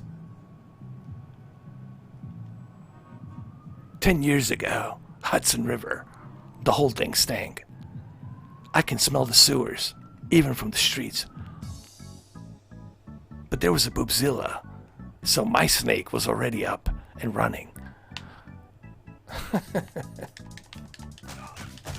Oh hell yeah. Bring it on. Let's kick some ass.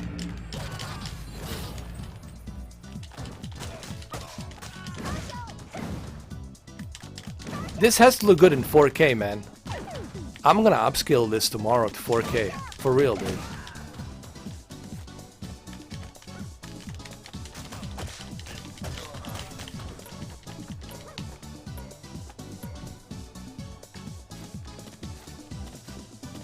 I love the animation, man. It's very colorful. Looks pretty good, though. Come here. Don't bring the knife to a Boobzilla fight. Oh, how dare you? You pinch my booty.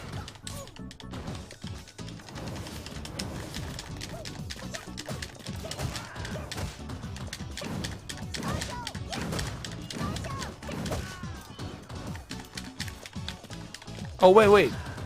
Let me pick up something. Pick up the knife. Come here. That's right. Pick up the knife. Here we go.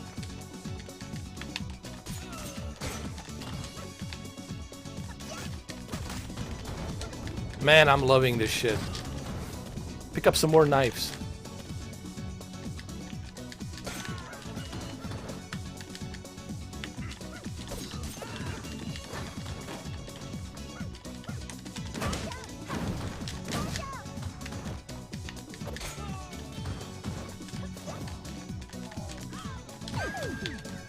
Oh, did I die? Oh, shit.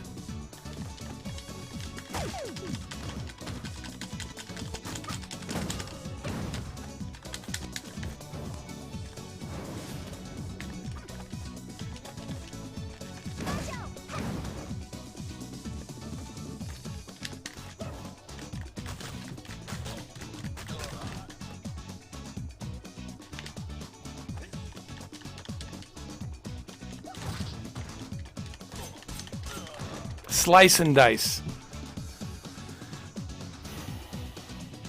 I love the soundtrack. Soundtrack's pretty cool, man. Oh, look at that. I'm learning some new moves. Cool.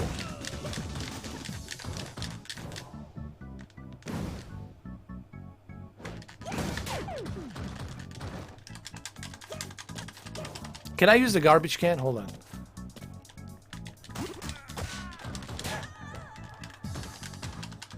Come on, Boobzilla. Wake up, Boobzilla. Let's go. Oh, you can do a co-op. That's fucking cool, man. So basically, you can have somebody else join you. Oh, this is awesome, dude. This is awesome. Let's go. Let's go, Boobzilla.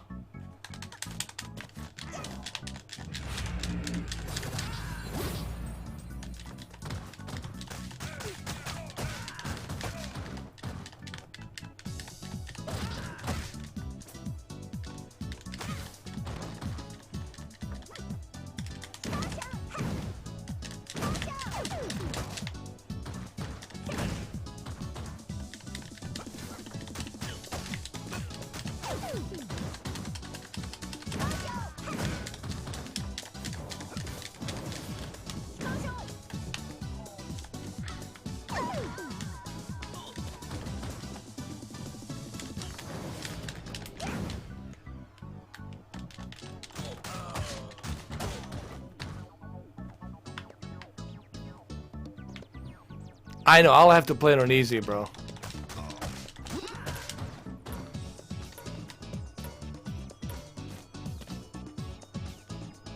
I'll have to play it on easy too, because even on normal, it's pretty hard. But I love that there's a co-op, man. It's so fucking cool. That they have a co-op, man. That's amazing.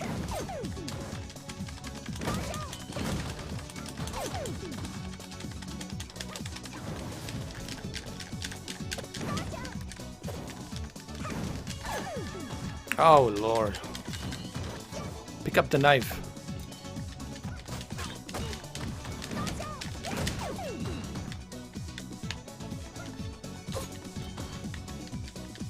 Get the knife. Slice and dice. Let's go. Come here.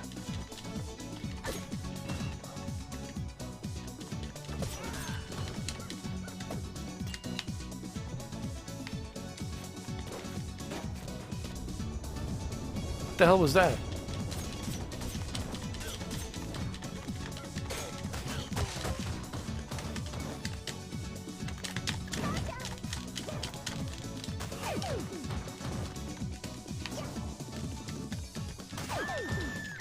Oh no.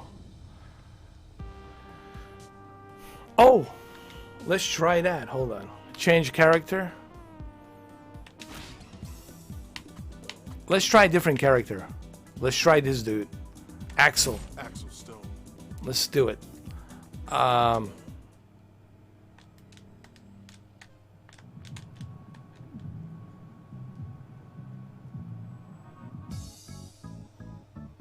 right, Axel Stone. Kick some ass. Let's go. Oh, hell yeah. Hell yeah. Fucking A. Forget the Boobzilla, man. Axel Stone, bro. That's right. Hell yeah.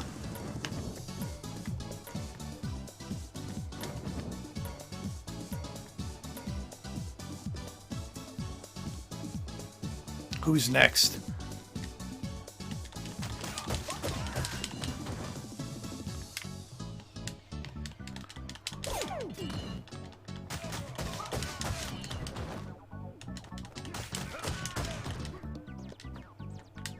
Come here.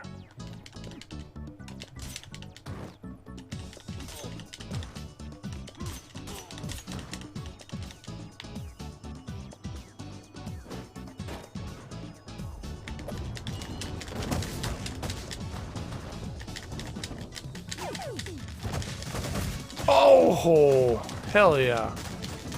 Fucking A. Kick some ass.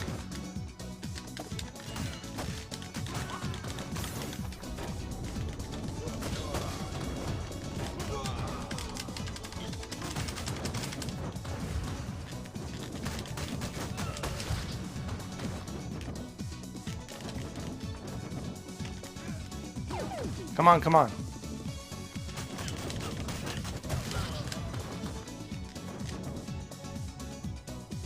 There we go. Eat.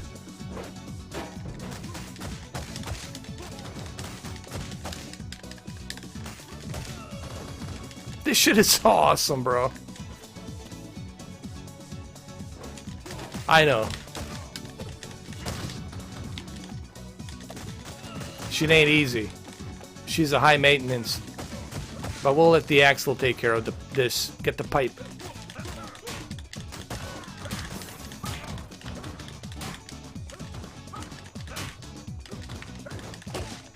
Give me that cash.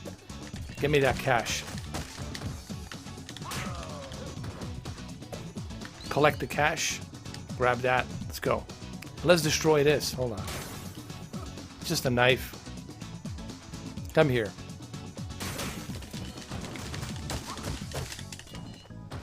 Grab the pipe. Kick some ass.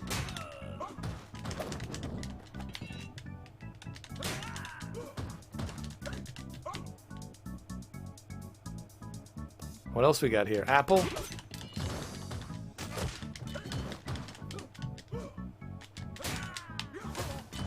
You know what?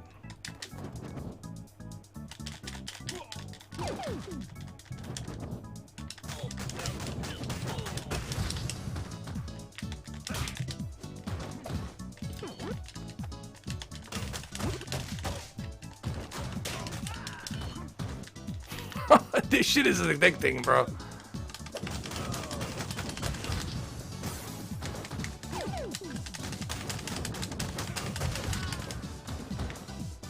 This shit is addicting. I love it. Yeah, he looks more buffer, but cool.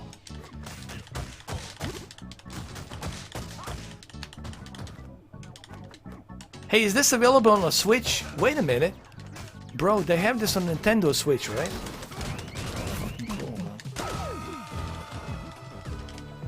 Come on, let's kick some ass.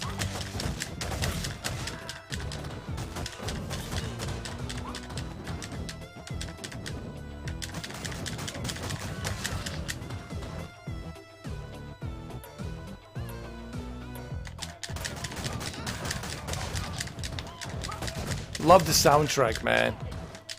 Come on.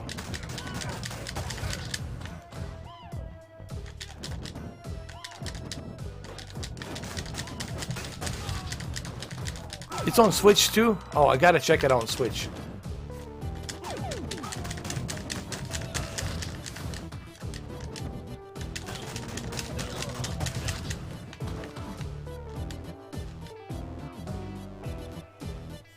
Alright, let's do this.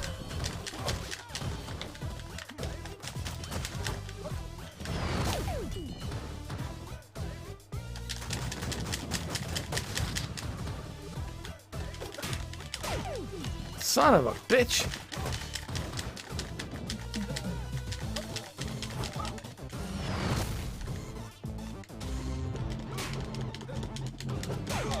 Oh. Game over. Damn.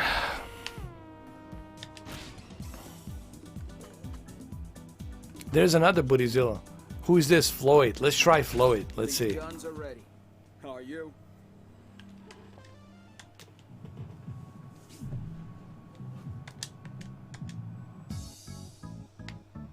Oh, hell yeah. The cyborg.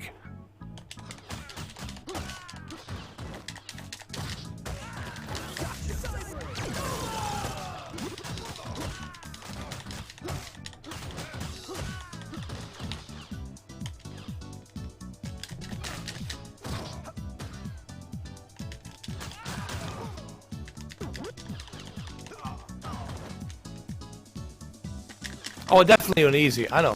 You're right, man.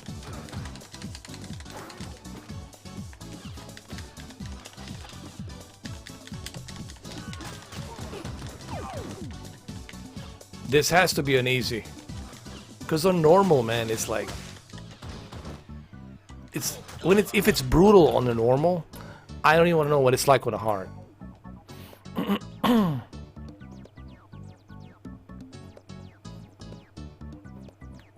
Yeah, I mean, look, Game Pass Ultimate, it's a no-brainer.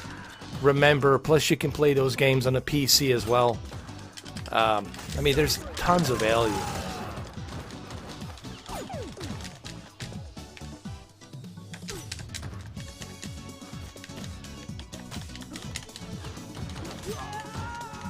Oh, shit.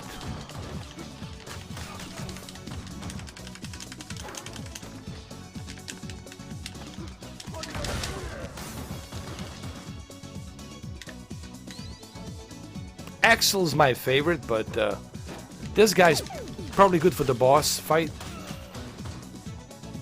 But let's face it, this game needs to be played with a co-op. One of you guys needs to join me so we can play this together, man.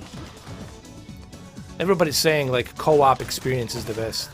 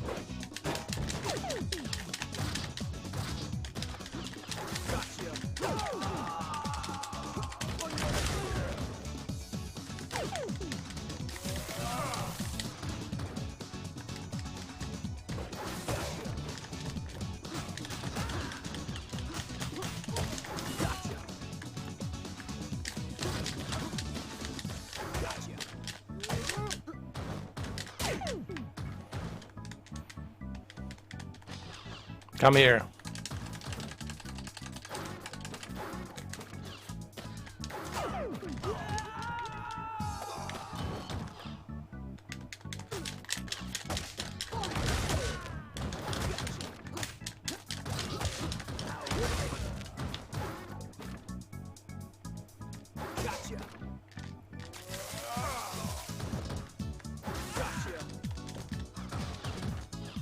I forgot to drain their health.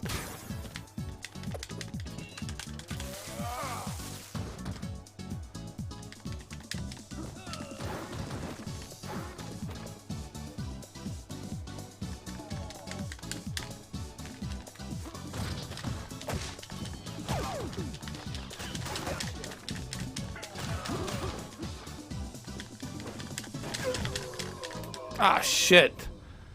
Game over. That's pretty good, man. Fighting tips. Special drain health. Hit enemies to restore it. Oh, but this is definitely something you gotta play on easy. For sure.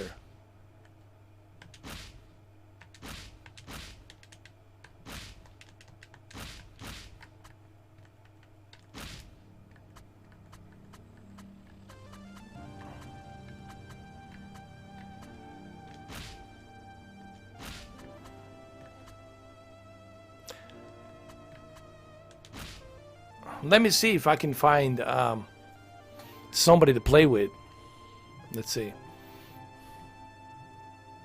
No, this game is not a joke. You know what's not a joke? The joke is the fact that Google Stadia cannot bring a game like this.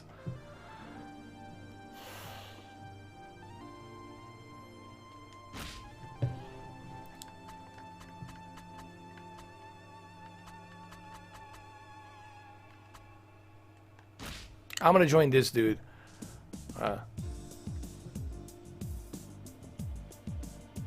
Sega, listen, man. Sega was... I'll never understand for the life of me,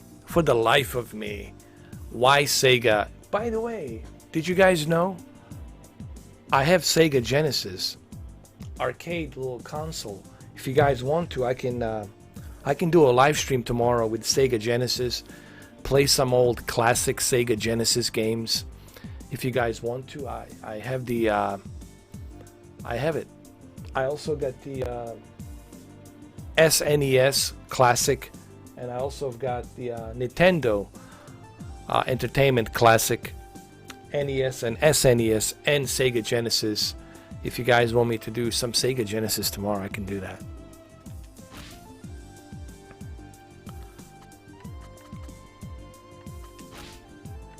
Okay, let me see if this guy will accept me. Yeah, I can do that tomorrow, man. I can upscale it to 4K or just 1080p. Yeah, I can do Sega Genesis tomorrow, man. Some pretty cool games on there. Like 40 games. Total of 48 games. Like 48 games. It's pretty cool.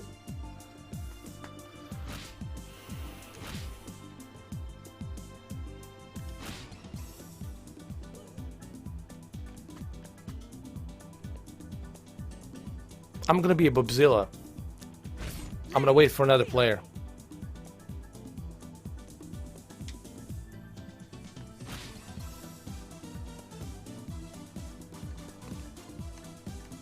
I have Vector Man. I have Sonic. I have all of that, dude. I'll play it for you guys tomorrow. Tomorrow's gonna be a retro classic along with this. Cherry Hunter. Oh, there's two chicks. All right, cool. Let's go. This is now we're doing it co-op together. All right, this should be interesting. Now we're doing co-op. Yeah, Mr. Urban World. I don't get it either, dude. Like, dude, let's go.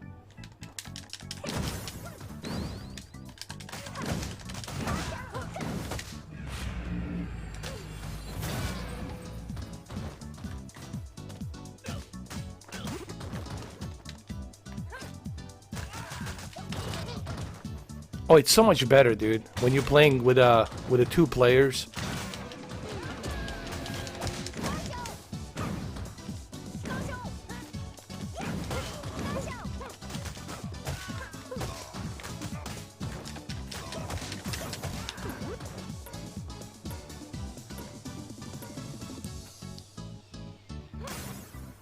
Oh, I didn't know there was a cache there. Thank you.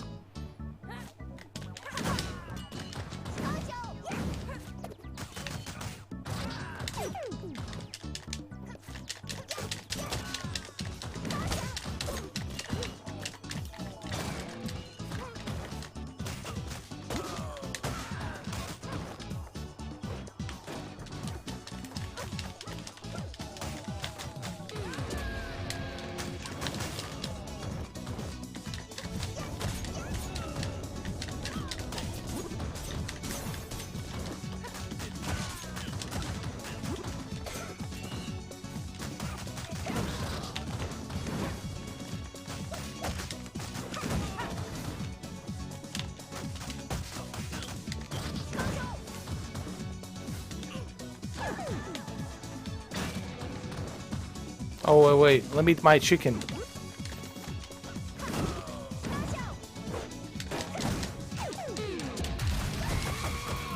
Hell yeah.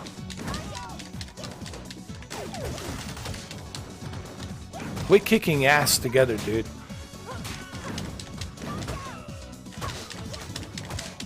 You see, playing together is better than solo.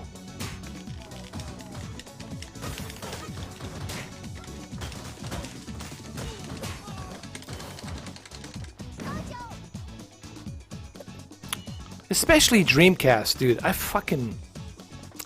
Sorry for the language, but I fucking love that console, man. I'll never understand what happened with Sega. Like, how the fuck... How the hell did they self-destruct? I mean, what was going through their mind? I'll never understand that shit, man.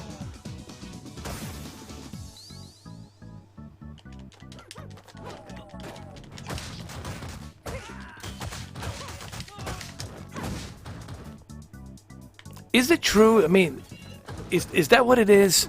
That Sega was so terrified of Sony PlayStation 2. Is that what it is? They were so terrified of Sony PlayStation 2 that they're like, nah. And I guarantee you they could have competed alongside Sony PlayStation 2. I'm telling you. Sega Dreamcast could have easily competed against PlayStation 2 and Xbox in 2001. What happened, dude? He's not responding.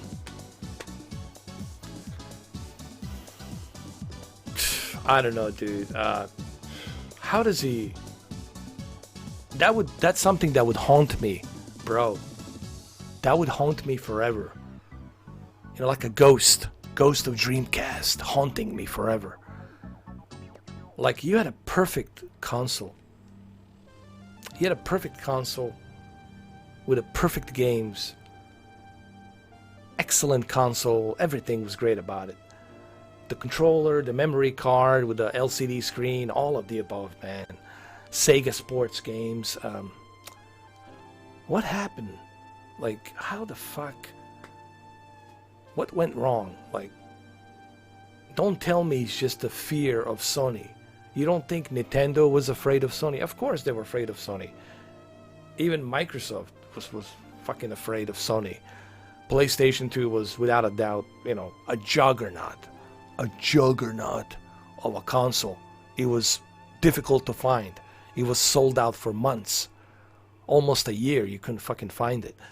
You actually have to go to Blockbuster to rent the damn PlayStation 2. That's the kind of popular demand PlayStation 2 had, man. No one is underestimating what PlayStation 2 has achieved. Of course. It's the heavyweight undisputed champion. Of course. But man, Sega, you could have easily competed alongside Xbox and Sony PlayStation 2 and Nintendo.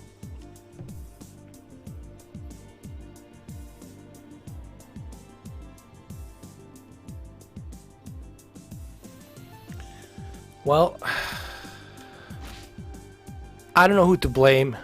You know, there's two different CEOs. You got the CEO of North America, Sega of America, and you got Sega of Japan, which is the headquarters. So Sega of Japan is the final call. So a lot of people want to point out the blame to the CEO of back then, Sega of America.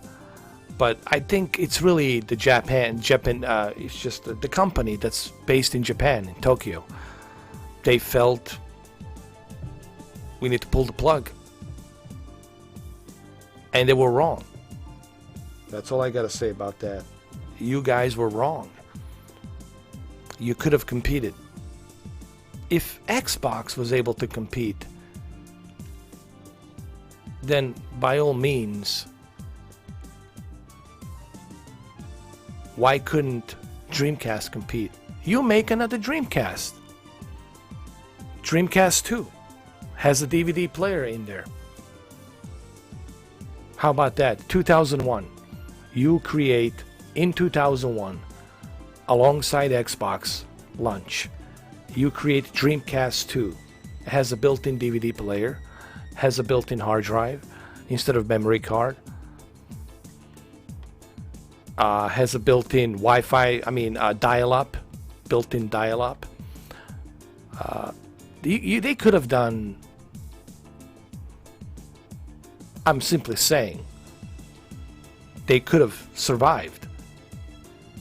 They didn't have to pull the trigger. They could have survived, like successfully. Successfully, they could have survived. I think they made the worst mistake ever. It'll go down in history. It'll go down in history that Sega made the worst mistake of their lifetime by pulling the plug on Dreamcast.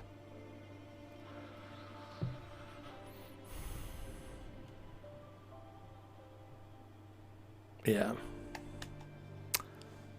Well, anyway, guys, I'm gonna have to get going, and I can't believe it's been 3 hours. Can I do a short live stream? It says a short live stream, my ass. Maybe a couple of hours is 3 hours. I'm gonna see you guys tomorrow. We're gonna play a little bit of this tomorrow, and then we're also gonna play a little bit of Sega Genesis. We'll play some Sega Genesis retro games. We're gonna jump into retro a little bit. And I'll see you tomorrow. We'll talk more about this tomorrow. We'll talk more about, cloud gaming. And listen, regarding the cloud gaming, it's just my opinion, guys. All right, that's all it is. It doesn't mean, you shouldn't bother with Google Stadia. No, it's just my opinion. I'm just simply saying there's better options out there. There's better value out there than what Google's giving you. There's better options, better value than what Google is giving you. Okay? I know. Thank you, Dark Carnage. It always flies by, dude. People always tell me, dude, like, I'm like a time splitter or something. I don't know. Like, I fast forward time. By the way, Time Splitters, I played the hell out of that game on PlayStation 2. Loved it. And I also like the GameCube. GameCube is pretty cool. Good old days, man. But Dreamcast broke my heart. Really, it was like, like that one girl that you loved always, and you dated her for like a year and a half, and you guys split, and the worst split ever is her leaving. Like you probably had like 3 months, 4 months of just trying to like put yourself together, emotionally. That's how I felt, dude. It was like the worst breakup ever, man. Like not being able to have Dreamcast anymore, man. Thank you, Dark Carnage. Thank you, Steel. Thank you all. I'll see you guys tomorrow, man. I know I was absent for like 2 days. I wasn't there for 2 days. I left that one live stream with a Predator, with the Arnold. The Arnold is always there. Don't worry, that he's always there. He never goes away. That he does go somewhere. He goes right on his bike. Then he go chase his donkey and his pony. That the Whiskey and Lulu, the fantastic two animals, and the very excellent creatures. And I know what I'm saying over here. That this I'm getting too old. Maybe the Danny Glover was right. I'm getting too old for this shit. Anyway, I'll see you guys tomorrow. Sega. Alright, this music, it's amazing. Listen to this music.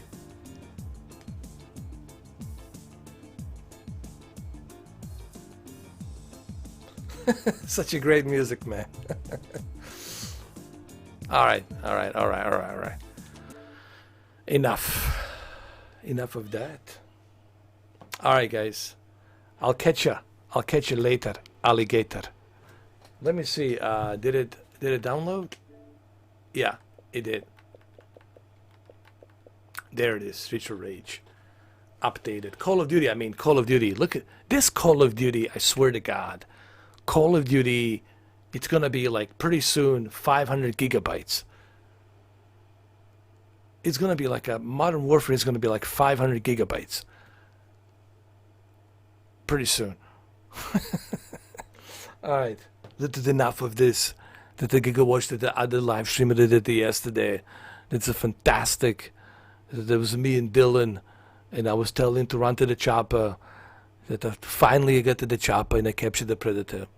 But anyway, now I have to go and see you tomorrow. And remember, drop the cookie, go out to do the workout. I don't care if you don't have your earbuds. I don't care if you can find a gym. Create your own gym here, right here. Do the push-ups, do the sit-ups. I don't care. Just do it. All right, guys. Take care. I'll see you tomorrow. Hasta la vista, baby. Don't be a baby. Don't be a girly man. Be a grown baby. Hasta la vista, baby.